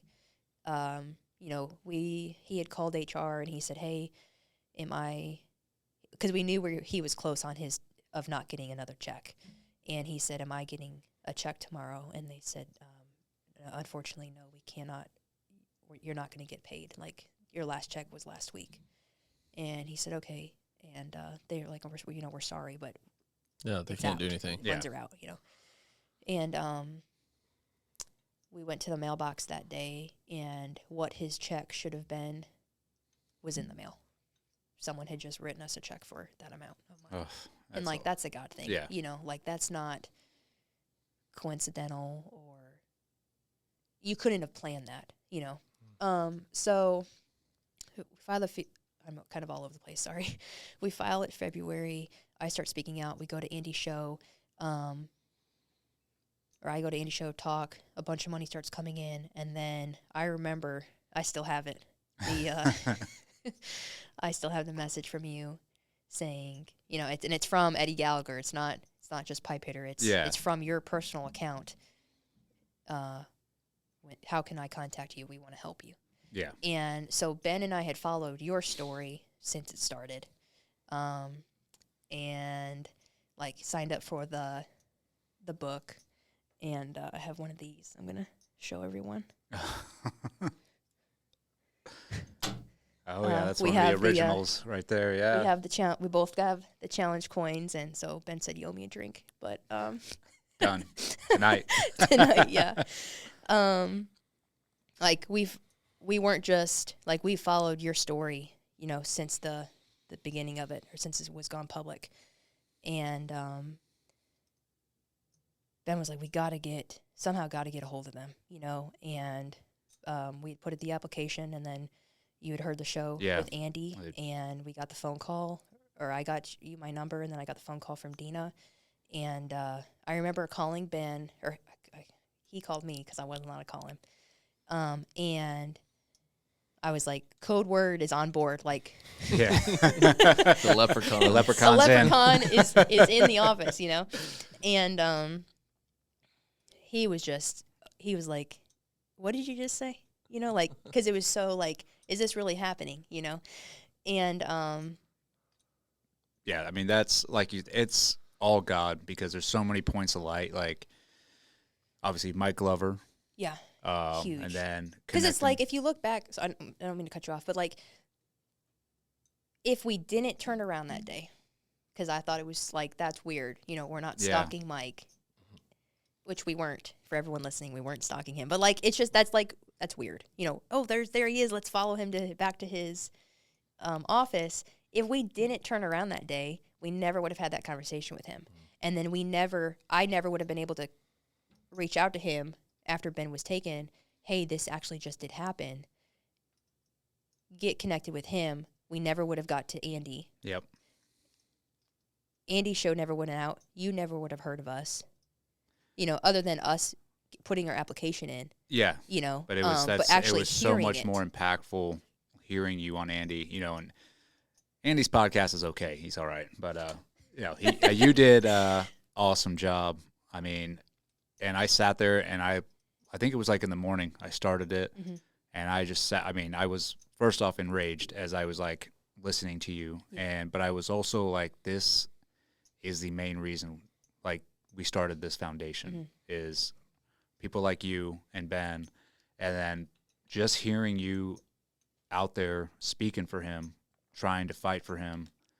I mean, it was like deja vu all over again. And right away after I heard it, I like contacted Andrea, or obviously I live with Andrea, but like Dina, and I was like, there's no questions asked. We have to get behind them. Yeah. And I mean, they were full. And obviously she reached out. Right. Yeah. And just, I told Ben, like they're on board, we got them, and I remember I was in the gym again when I found out, and I got off the phone with Dina when she's like, hey, we're taking you on, I'm sending you the contract, and I just started crying, and like, there's a lot of cops are meatheads, and they're in there working out, and I'm in there, and I'm crying, they're like, now what happened to Darby, like, because it's always something, and I just started, shouting, like I was just it was such a burden in answer to prayer lifted, knowing that, because to have your support and the fact that you guys were supporting us as a convicted felon, like he's in prison right now, and you're going to put the backing of Pipe Hitter, the backing of Eddie Gallagher is now behind Ben Darby, a convicted felon. Wrongfully convicted. Right. Wrongfully. Yeah, I'll say that. Thank you. Wrongfully convicted of murder. You're like, that's a lot to have your stamp of approval of, hey, this is screwed up, he needs help. And so let me go back a little bit. He was put into the county jail. He was in solitary for 18 days, and he was allowed, it was 23-1, so he was in his cell for 23 hours. He had 1 hour out, and during that hour he called me for 30 minutes, and then he called his parents. So I would get a phone call once a day. And then he got transferred to Kilby, which is the like processing center of the state when you get sent to prison, and they figure out what camp you're going to go to. So I found out that he got transferred because the news knew before I did. So I get a phone call, hey, is it true that Ben got transferred to Kilby? And I was like, what are you talking about? And they're like, well, when's the last time that you heard from him? And I said, it's been 4 days, which was abnormal. So, I mean, my anxiety is through the roof. Like, I'm all over the place emotionally because I don't know what's going on. And our lawyers don't know because the DOC won't tell them anything.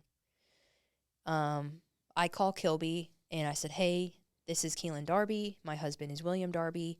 Is he at your facility? I can't tell you that. Why not? Why can't you? That's classified information. We can't tell you. Classified. And I'm like, he's a prisoner. Like, I mean, I guess I'll just go to DOC's website and type in William Darby, and it'll show me if he's there or not. Yeah. But it was all over news. He was there, and but I haven't heard from him, and I'm sure Andrea can relate. Hearing you is such a calming, knowing that you're okay, even if it's for a 15-second phone call, which that's what I got. He called me from Kilby. I was at work, and I got a phone call from him, and I heard it say, you only have 15 seconds. And he didn't, obviously, because the phone went off, and it was a phone tree of me having to put money on his phone. So while I'm trying to set this up, he keeps calling me back. Like the line keeps trying to connect over, and I tried thinking, oh, well, I'll get another 15 seconds. I'll tell him to wait 5 minutes, and I'll get money on his account. No, it just restarted the phone tree. So I was getting pissed, and I'm angry, and I'm upset. And I finally get money set up on his phone, and it says, okay, we'll connect you back. And they never did. The phone just hung up. So I lost it, walked into my lieutenant's office. I was like, I have to go. Like, I'm going to the gym. I need a break. And he was sitting behind his desk, and he's like, just he didn't know how to deal with it. You know, he's like, just do what you need to do. If you need to go home, you know, like he couldn't look at me or whatever. And I got a phone call about 10 minutes later, and it was Ben. And I was like, what is going on? You know, he's like, I'm okay. This is where I'm at. Certain things have happened to me that shouldn't have happened. And when I see you, I will tell you about it. But just make a note that I have stuff that I need to tell you about. But I can't tell you because we're on a recorded line. Yeah.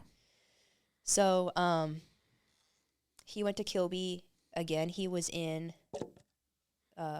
solitary. But he would only get a break from solitary every 4 days. So he was in his cell for 4 days with no break. When he did get a break, he had 15 minutes to either take a shower or make a phone call every 4 days. So he would call me. I would hear from him for 15 minutes. He'd go back to his cell and take a spit bath, basically, out of the sink. The fabulous prison sinks they provide. Yeah. Yeah.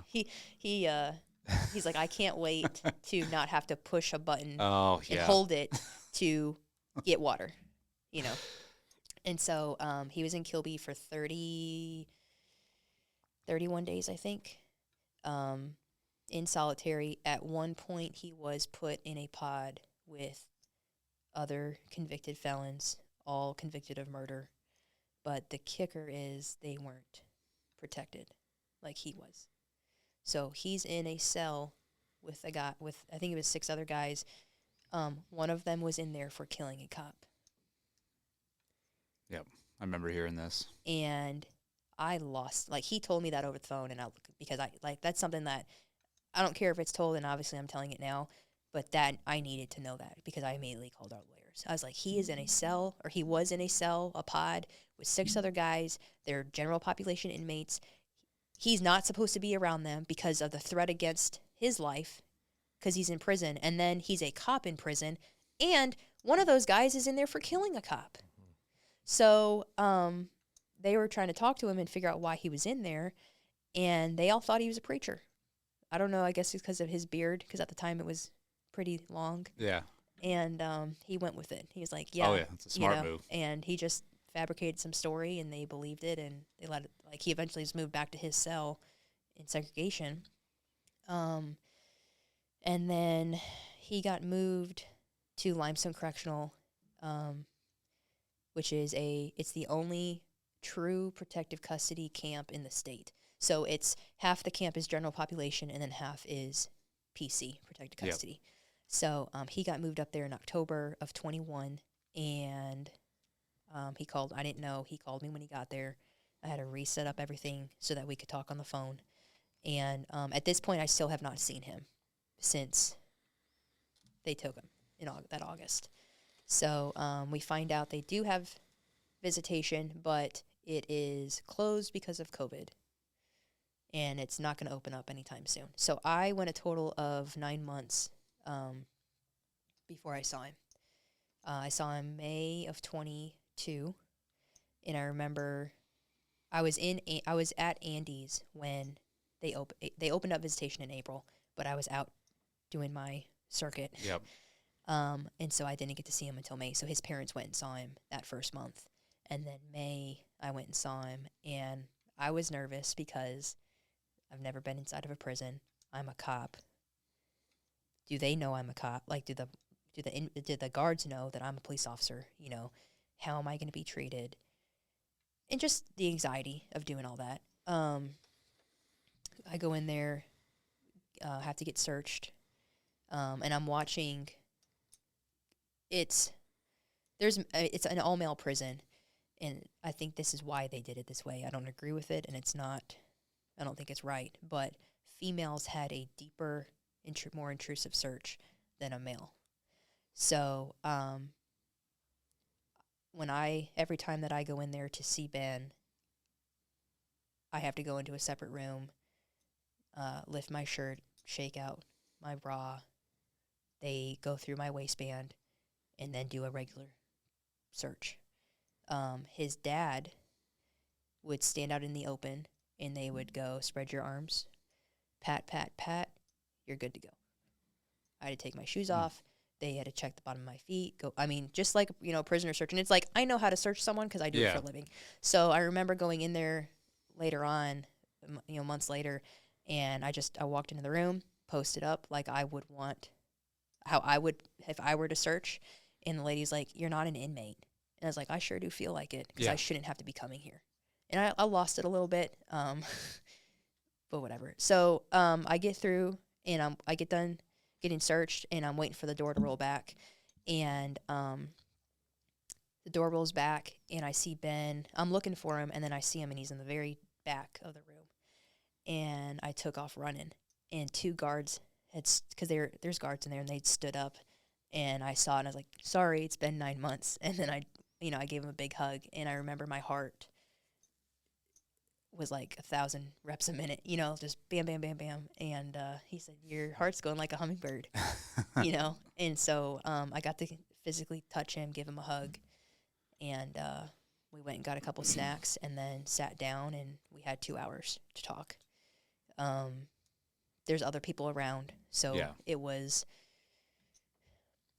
recorded, but it was very hushed. We're whispering the whole time because I don't know. Yeah, you don't know who's listening. I don't know who's listening. There could be a or if they have recording devices underneath that and table. Exactly. They do that.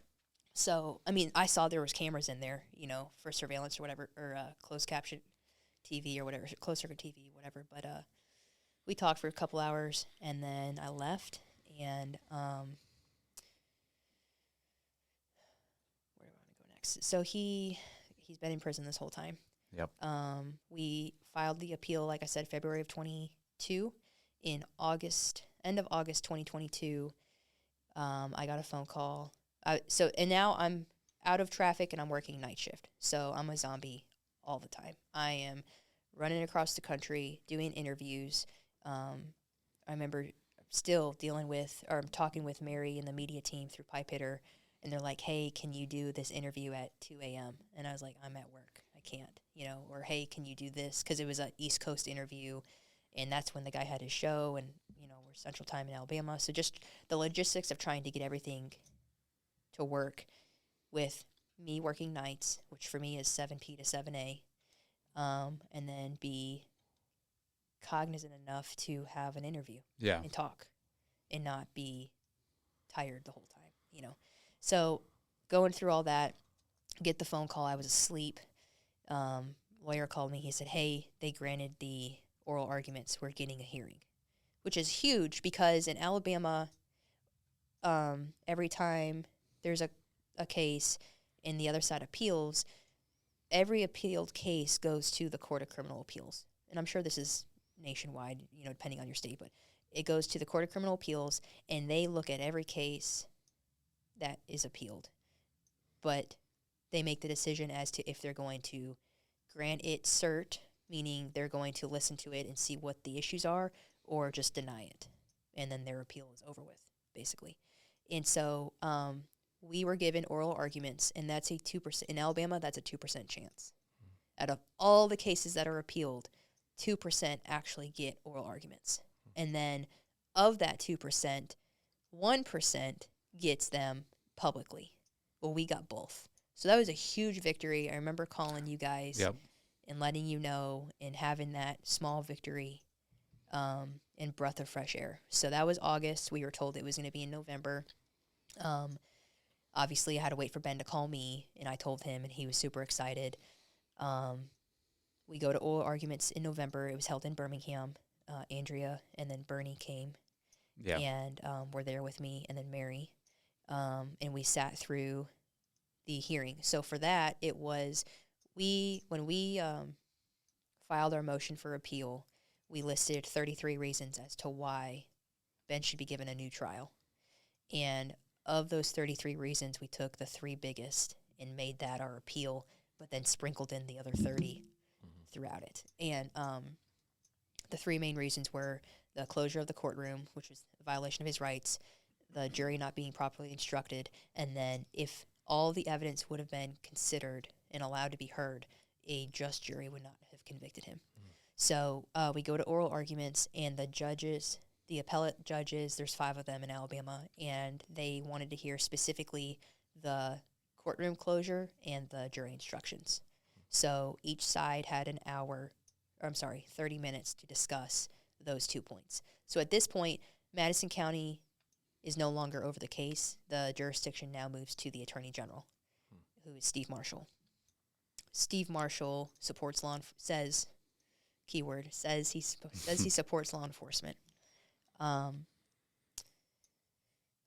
2 weeks after Ben was sentenced, he held a Back the Blue event in Huntsville, and he was the keynote speaker.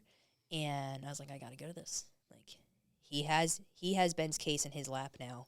I've got to contact this guy. So I go to it, and they have a dinner, and he gets up there and he talks, and he tells us, and it's a bunch of cops, and he tells us, I support you, and people need to support you, and people need to have. He made the comparison, the righteous anger that Jesus had when he flipped the tables. People need to have that anger against the people who hate police. Like, we need to support police so much so, like, Back the Blue, this defund the police movement shouldn't be, and so he's pro-police, police are the best, blah, blah, blah. So I go up to him afterwards, and I went up to him and I said, hey, Mr. Marshall, my name is Keenlin Darby. And Ben's chief was standing right there, and so he did a quick introduction for me so I wasn't just blindly talking to him. And he's like, hey, this is Keenlin Darby. She's a sergeant at this department, and this is what she does, and these are her qualifications, and blah, blah, blah. And I said, hey, and we have these business cards that, it says Stand with Darby on it. And I said, hey, my name is Keenlin Darby. I work for this police department. I said, but my husband is also Ben Darby, the Huntsville police officer that was convicted of murder wrongfully 2 weeks ago. I said, his case is now coming to your desk, and you just said to all of us that you support police. I need you to do something about it. And I handed him our card. And he looked at it and looked at the ground, and the chief started saying something, and Marshall was like, you're a cop too? And I said, yes, sir, I'm a police officer as well. So not only does this affect me personally, because this is my husband, but professionally, when I go to work tonight, and if I get into a use of force situation, and if I have to pull the trigger on someone, now I'm going to go to jail too for doing my job as I'm trained. And I knew he couldn't talk to me about the case because ethically he can't. But I wasn't going to allow that opportunity to pass by. A couple weeks after that, we had a meeting with APOST, which is the Police Officer Standards and Training Commission for Alabama. And we had a meeting with the chief secretary, and we walked into that meeting, and I said, Chief, 13A 327, it's still on the law books in Alabama. He said, yeah. And what that is a police officer is authorized to use deadly force against an imminent threat. And I said, there's 10 police academies in Alabama. And he said, yes. And I said, and we're still teaching all new cadets in all 10 academies this statute. And he said, yes. I said, then why is my husband in prison? We are teaching brand new baby cops this every day, but we're not backing them because now he's in prison for following the law. And he said, I can't give you an answer. So we have that meeting. We get the support from you guys. We go to oral arguments. Our guys argued a great job. They did a great job of arguing the 2 points. They answered the judge's questions. They didn't have any issues. The Attorney General's attorney who had taken up the case did a horrible job. That's what I heard. Yeah. Horrible. Like, he couldn't have done a better job for us because he did so bad. He was stuttering. He had a stack of papers, and he was trying to prove some case law he thought supported their position against Ben. And he's literally up there with a stack of 40 pages, and he's like, it's in here somewhere. There's a case law. Hold on one second. And he's fumbling through a stack of pages, and he can't find it. And he's like, well, you guys have a copy of it, so you can find it yourselves. And it's like everyone started laughing because it's like, sweet, man. Dude, like, Thanks you for don't doing even your know. homework. Yeah, you're not even presenting a viable case against what you guys believe. And so they did a horrible job. We took it as a victory, absolutely, and we waited. That was November. And then March 24th, so three weeks ago tomorrow, I was at work again, and I was sitting in court acting as the bailiff, and I get a phone call from our lawyers, and I can't answer it because I'm the only police officer in there, and I have to make sure that court is, stays in order and everything. So I texted our lawyer and said, give me 5 minutes, I'll call you right back. And it was a Friday, and Fridays are when decisions are made by the appellate courts. And so every Friday I would go to the website, even though our lawyers would tell us anyway, but, just in case they got busy or something happened, I would always check the website. And, week after week after week, it was nothing. No, our case wasn't on there. And so I called our lawyers back, and he said, Keenlin, we won the appeal. They just overturned the case. Boom. Unanimous. So it was all 5. We needed 3. We got all 5 to overturn the case. So they overturned the conviction and remanded it back to trial.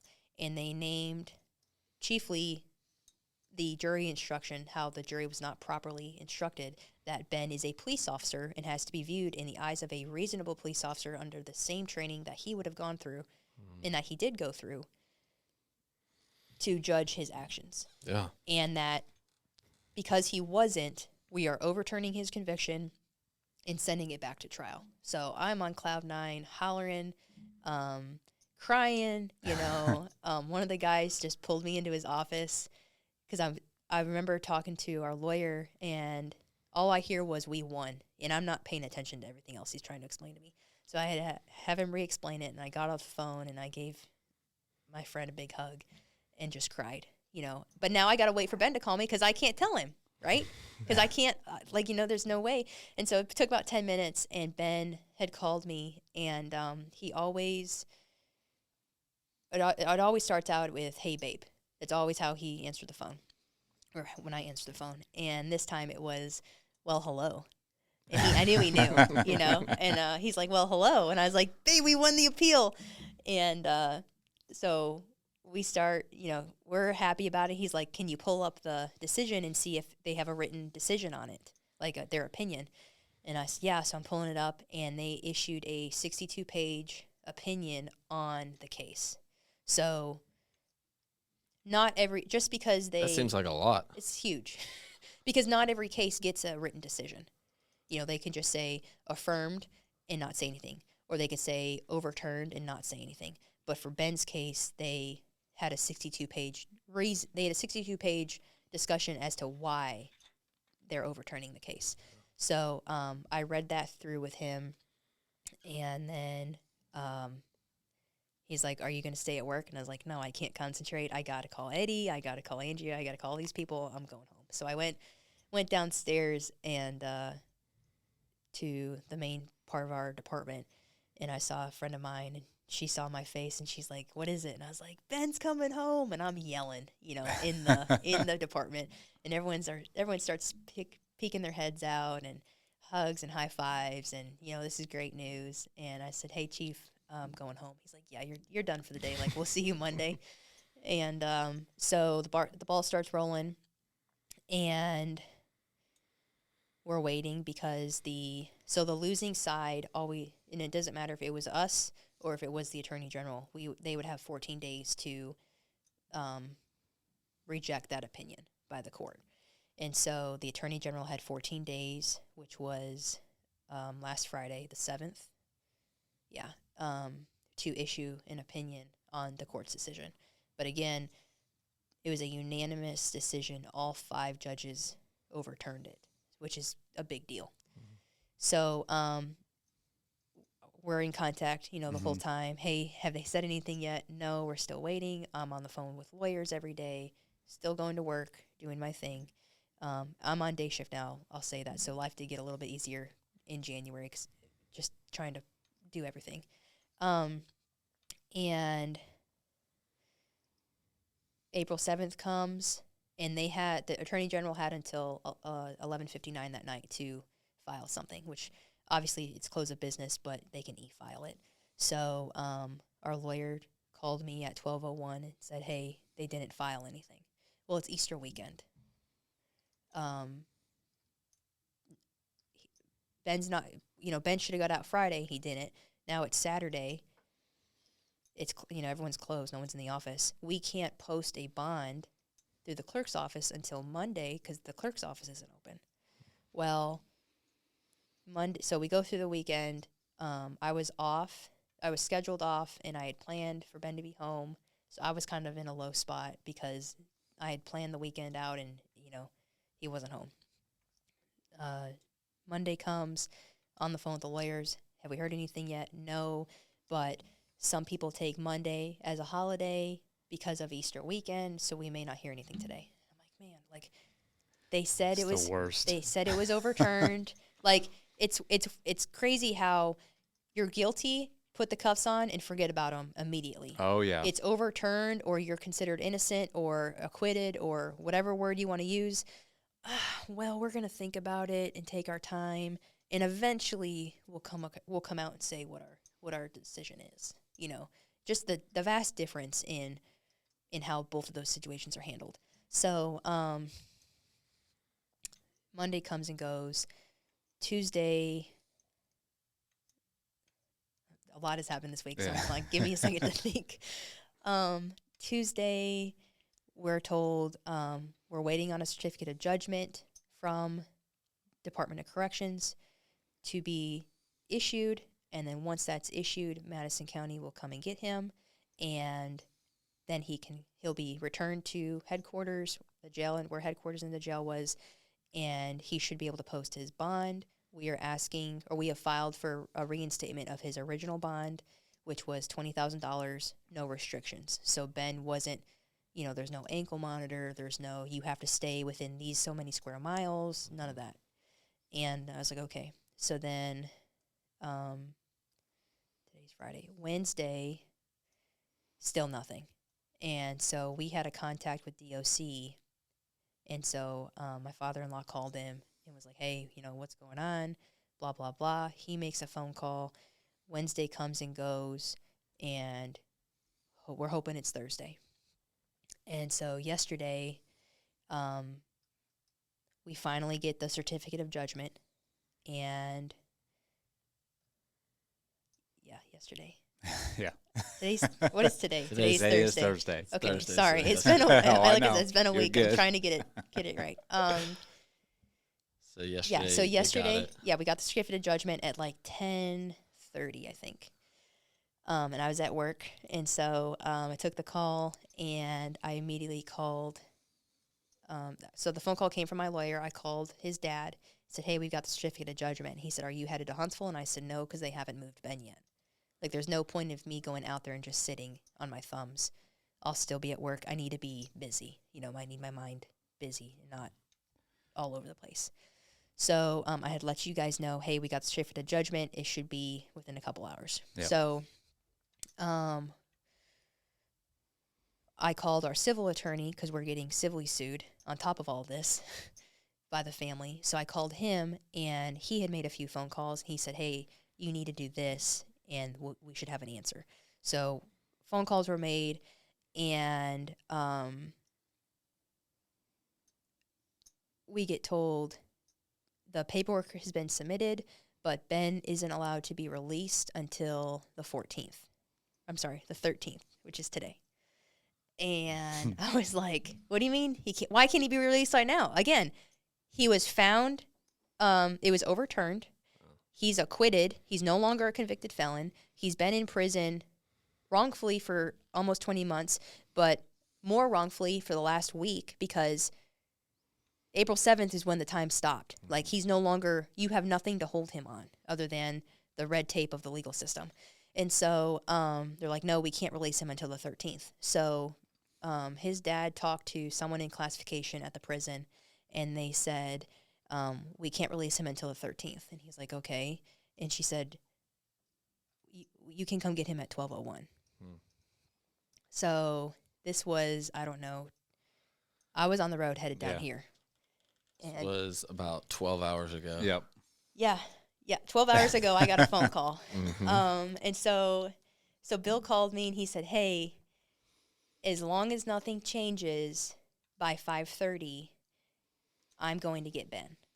And like I'm losing it, because I'm headed down here for the event, and Ben and I we have talked because we knew when we were told about the event and the plans were made for me to come down. He said, on the off chance that I'm released, you still have to go. Like, I know, like, I will see you, and I want to see you, and I know you want to see me, but you have to go. And it comes down to all that Pipe Hitter has done for us, and the backing and the support and the opportunity and the funding.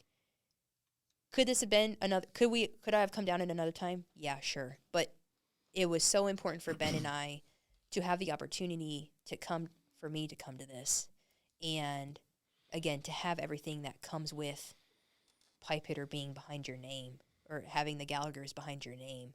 I couldn't pass this up. Yeah, I wish I knew that it was going to be 12 hours ago, because then we'd be like, and we have a surprise guest. Yeah. So we'll have him down here for sure. Yeah, we'll come back for sure. So I got a phone call at 5:35, and it was his dad, and he said he's getting out tonight. And so I remember texting you, Dina, and it was the meme of the fairy godmother on Cinderella. And it's like when the clock strikes 12, the curse is over, or the spell is over. And I sent that, and yes, it's a joke, but it's just it's done. Like, he's coming home. He's going to be breathing free. He's breathing free air right now. Like, he's been free for the last 12 hours and 27 minutes, And so he got out, and he called me, and I didn't have to hear the lady say, "This is Alabama Department of Corrections." It was, "Hey, babe, I'm out," And we talked for a few minutes. I went back to bed, woke up this morning. We FaceTimed, and I saw him in freedom, free air outside with people.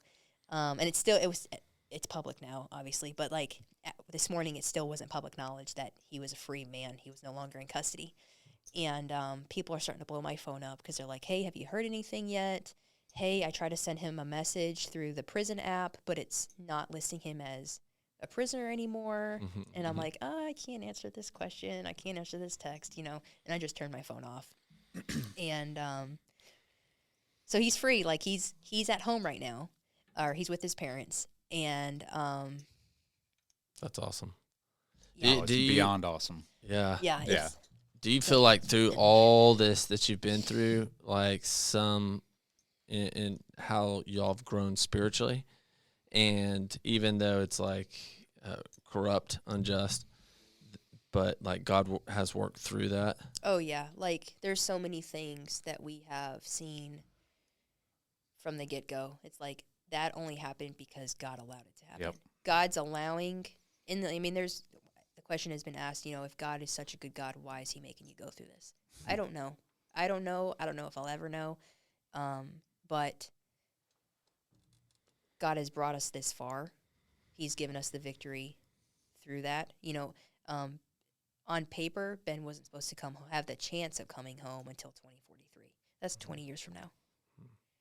Well, yeah, I believe that God has a plan for everybody. Right. And it doesn't make sense to us. Right. But He picks His strongest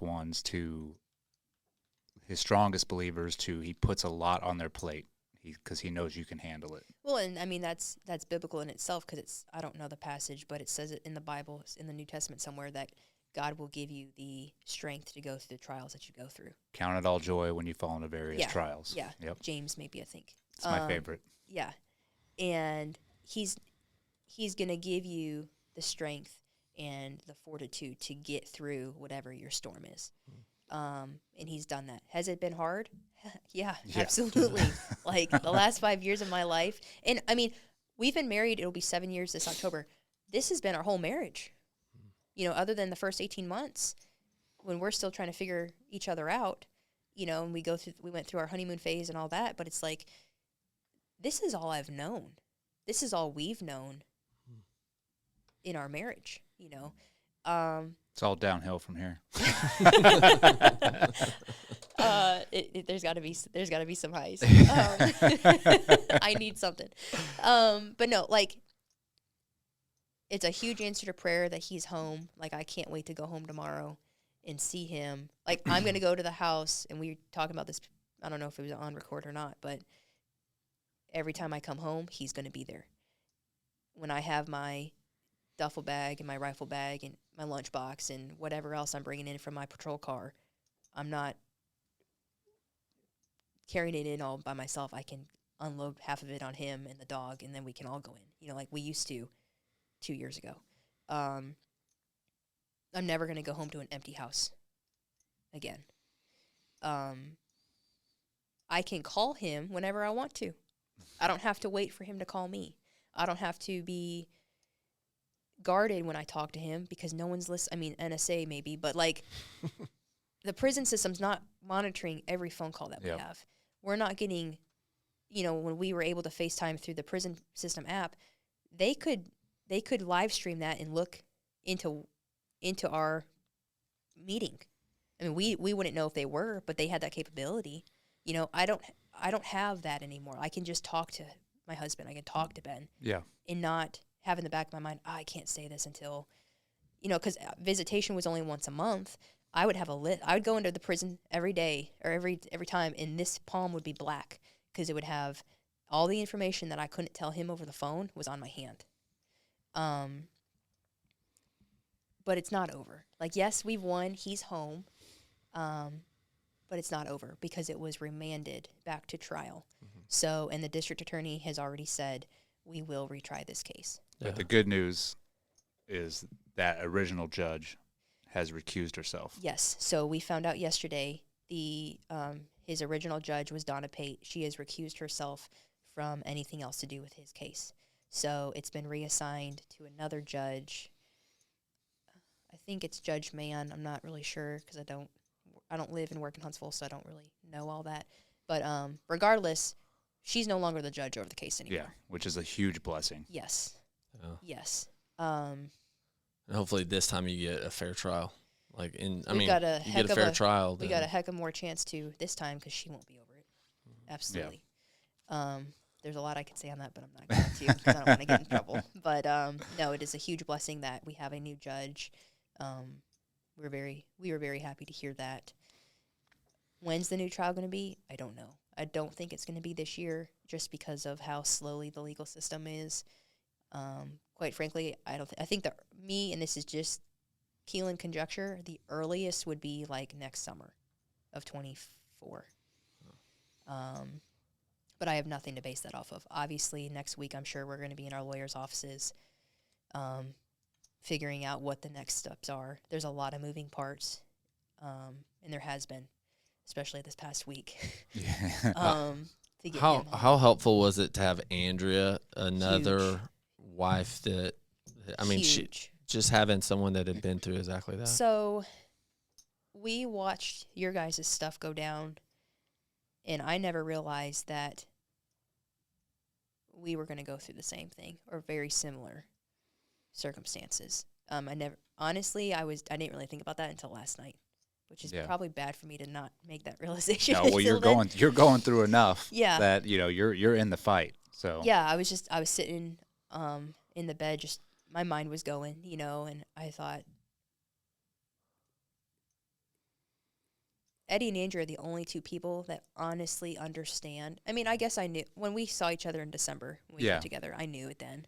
But like the only person that can honestly know every emotion and feeling and everything is Andrea. Yep. And then you. I mean, you and Ben, I would say the same. Side, yeah. You've got Ben's side of it, and Andrea's got my side of it. It's horrible. Like, it is the most helpless feeling because there's no playbook. Until we had you guys in our corner and we had your support, I couldn't call anyone and be like, hey, what do I do? Because in Alabama, that had never happened. An officer was never charged and found guilty of an on-duty incident that he was previously cleared from. So I didn't have anyone, like, no one could relate to me. I mean, people could, man, I'm sorry what you're going through, and I really feel for you, and I understand. No, you don't. I know you're trying to be nice, and I respect that, but don't tell me you get it, because you don't get Yeah. it. You get it, and Andrea gets it. Yeah, but no one really could really get it unless they've been through it. Like, Right. you Yeah, and guys you don't blame people for not getting it because Right. they have not been through something like that before, and you can't put it into words just how frustrating, how difficult it is going through that fight. It's from both sides, yours and Ben's. I'm sure Ben has his own, battles that he fought while he was in there and trying to maintain his sanity. Right. But I'll tell you this, you and Ben, but especially you, you are a shining example of what faith, perseverance, and grit can do. I mean, I know it's because of God, but I don't know how I've made it this long,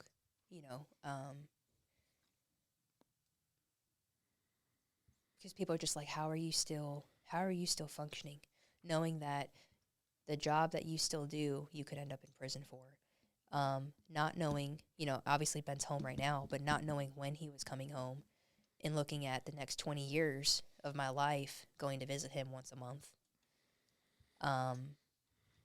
Waiting on an appeal to come back, that the judges had no timeline. Like, the only timelines in all this were when we had to submit our appeal. But until then, after that was done, they had all the time in the world. I mean, we could still be waiting. We're not, thank God. But there was no pressure or timeline for them to, hey, you have to make a decision in the Darby case by April 21st, It could have been till next Christmas. And trying to explain that to people, because people are like, well, what's your next step? Well, we're waiting. Well, how long do you have to wait for? I don't know. Yeah. Well, what do you mean you don't know? There's no timeline. Well, how is there no timeline? And like, you can't grasp that, because it's like, it's so wrong and this is so messed up. How is there not any relief coming soon? Yeah, I think you nailed, like, the word for it being helpless. First word that comes to my mind, it's because it's like, okay, what do I do next? Like, what's the next thing I can do? It's like, right. And you said playbook. It's interesting because Andrew says playbook a lot. It's the ultimate exercise in patience. Yeah. I was joking with a friend of mine. I remember praying for patience as a kid. For anyone listening, don't do that, because you get what you ask for. You'll get what you ask for. Yeah, God has a sense of humor. But Ben's home. I will get to see him in free air tomorrow, and it's nice knowing that we fought this together this whole time, but he will physically be with me as we continue to fight this. Yeah. I'm not going to have to game plan it and talk in code and make a list of what I'm going to talk to him about at visitation, and because he always had so many questions, rightfully so, because all he knew was his box. Like, all he saw, he hasn't seen all the interviews and the podcasts and the work. And that's going to take a while, some time. Yeah. Yeah, and I mean, that's nothing against him. It's just there was no. I remember the first time back in August, I did an interview, my first local interview with the local news, and he saw it, and he called me and he said, "Babe, I couldn't have asked for you to do a better job than what you did, and I'm so glad it's you. You're the one fighting for me. You're the one speaking out and telling everyone how messed up this is, because the job that you've done, it just blew him away." And I was like, "Babe, you don't even know the half of it. Like, you saw a 5-second clip or a 5-minute interview you saw 5 minutes of a 38-minute interview that they cut and pasted.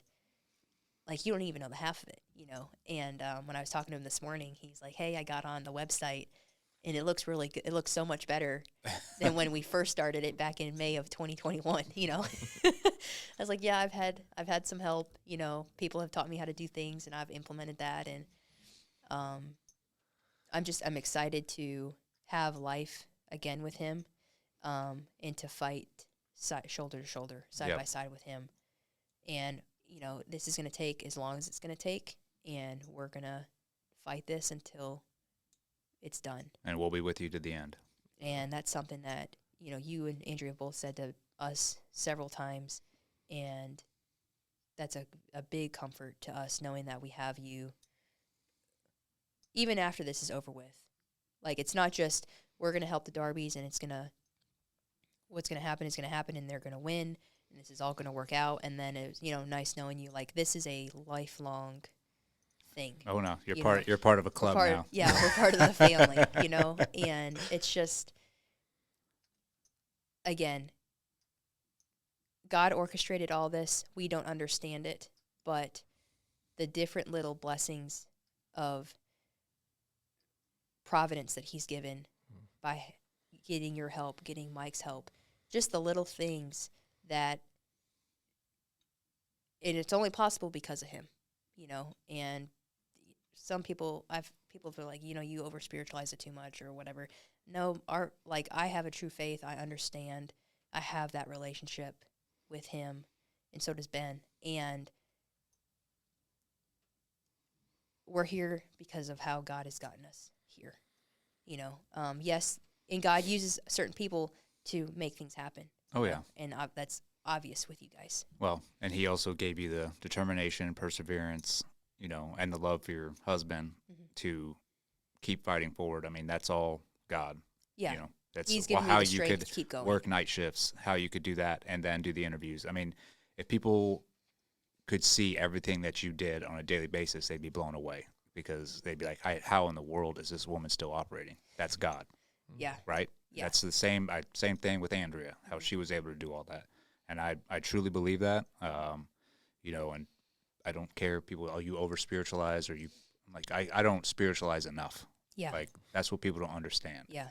And, I almost, it's as much of a nightmare as what you've been through and, obviously what we've been through, it's a blessing in the end. Because just like when I talk to Ben and you, like, this pain will serve you well someday. And I stand by that 100%. We are going to be with you to the end. I'm completely positive on the outcome that's coming. Yeah. And I know that you guys have big things in store for you after this because God does not put you through something like this for no reason. Yeah. So, and there's things that I can't go publicly into that have happened within the last 36 hours, and it's like, that's a God thing, that's a God thing, that's a God thing. God's obviously still in this. He hasn't left, And you'll be able to see that more and more as it goes on. I mean, you're always looking back going, oh, like, Eddie probably looks back now and goes, hey, you know what? Going through all that is worth it being able to help you guys. Oh, for sure. Yeah. And I mean, I'm excited. I'm excited to see your and Ben's journey. I'm definitely, like I said, we're going to keep fighting with you side by side and then get you guys free and clear out of this. And I'm excited to see what you two are going to be doing after this. It's truly an honor to be helping you two. I mean, I can't stress that enough. Thank you. I mean, you're a warrior. So. Yeah. Thank you. When I first read, I just skimmed a little bit because I wanted to hear it directly from you. But I was like, this is a mini Eddie and Andrea. This is like a younger version of what you guys went through. Yeah. But before we close up, will you give like people that go, hey, they want to support you? Yeah. So obviously they can go to pipehitterfoundation.org, and on the website there's a description of Ben. It's his picture from when he was on duty, and just a brief description of him. And then if they want to donate, they can click on that, and whatever dollar amount, it'll go straight to us. And I'll say this: every penny that we get goes to legal fees. I don't live off of it. I live off of my paycheck from my department, and that's it. And then I mean, I've had people pay my rent some night or some months, or hey, I'm going to pay your utility bill or whatever. But like, every penny goes towards legal fees. I'm not living off it. I'm not traveling on it. You're not in the Bahamas. Not in the Bahamas, I'm not doing any of that. It goes strictly to legal fees. And then we have our website, standwithdarby.com. The Pipe Hitters link is also there. If people want to donate, just go directly either to their website or our website. And then our website also has a lot of different material explaining all of this. Documents from our appeal, the reasons why, our motion for a new trial, and all 33 of those reasons. A case that the Attorney General decided in 2018, Steve Marshall, decided in 2018 how he could not ethically charge a police officer with murder because of all the case law that we supported, and how we basically called him out, and he has yet to answer why that's okay for that officer, but it doesn't apply to Ben Darby. That's a whole other issue. But about Ben, people want to know more about him and how he was raised and what he likes to do, and just different little things. I'll say a lot because it's not most and it's not all of the shows that I've been on. This will be on the website once it gets published. My Cleared Hot podcast with Andy is on there. Both my podcasts with Mike Love are on there. So Pipe Hitter Foundation, and then StandWithDarby.com. StandWithDarby.com, and then obviously all social media is at Stand With Darby. So Facebook, Awesome. Twitter, and Instagram. Awesome. Thank you so much.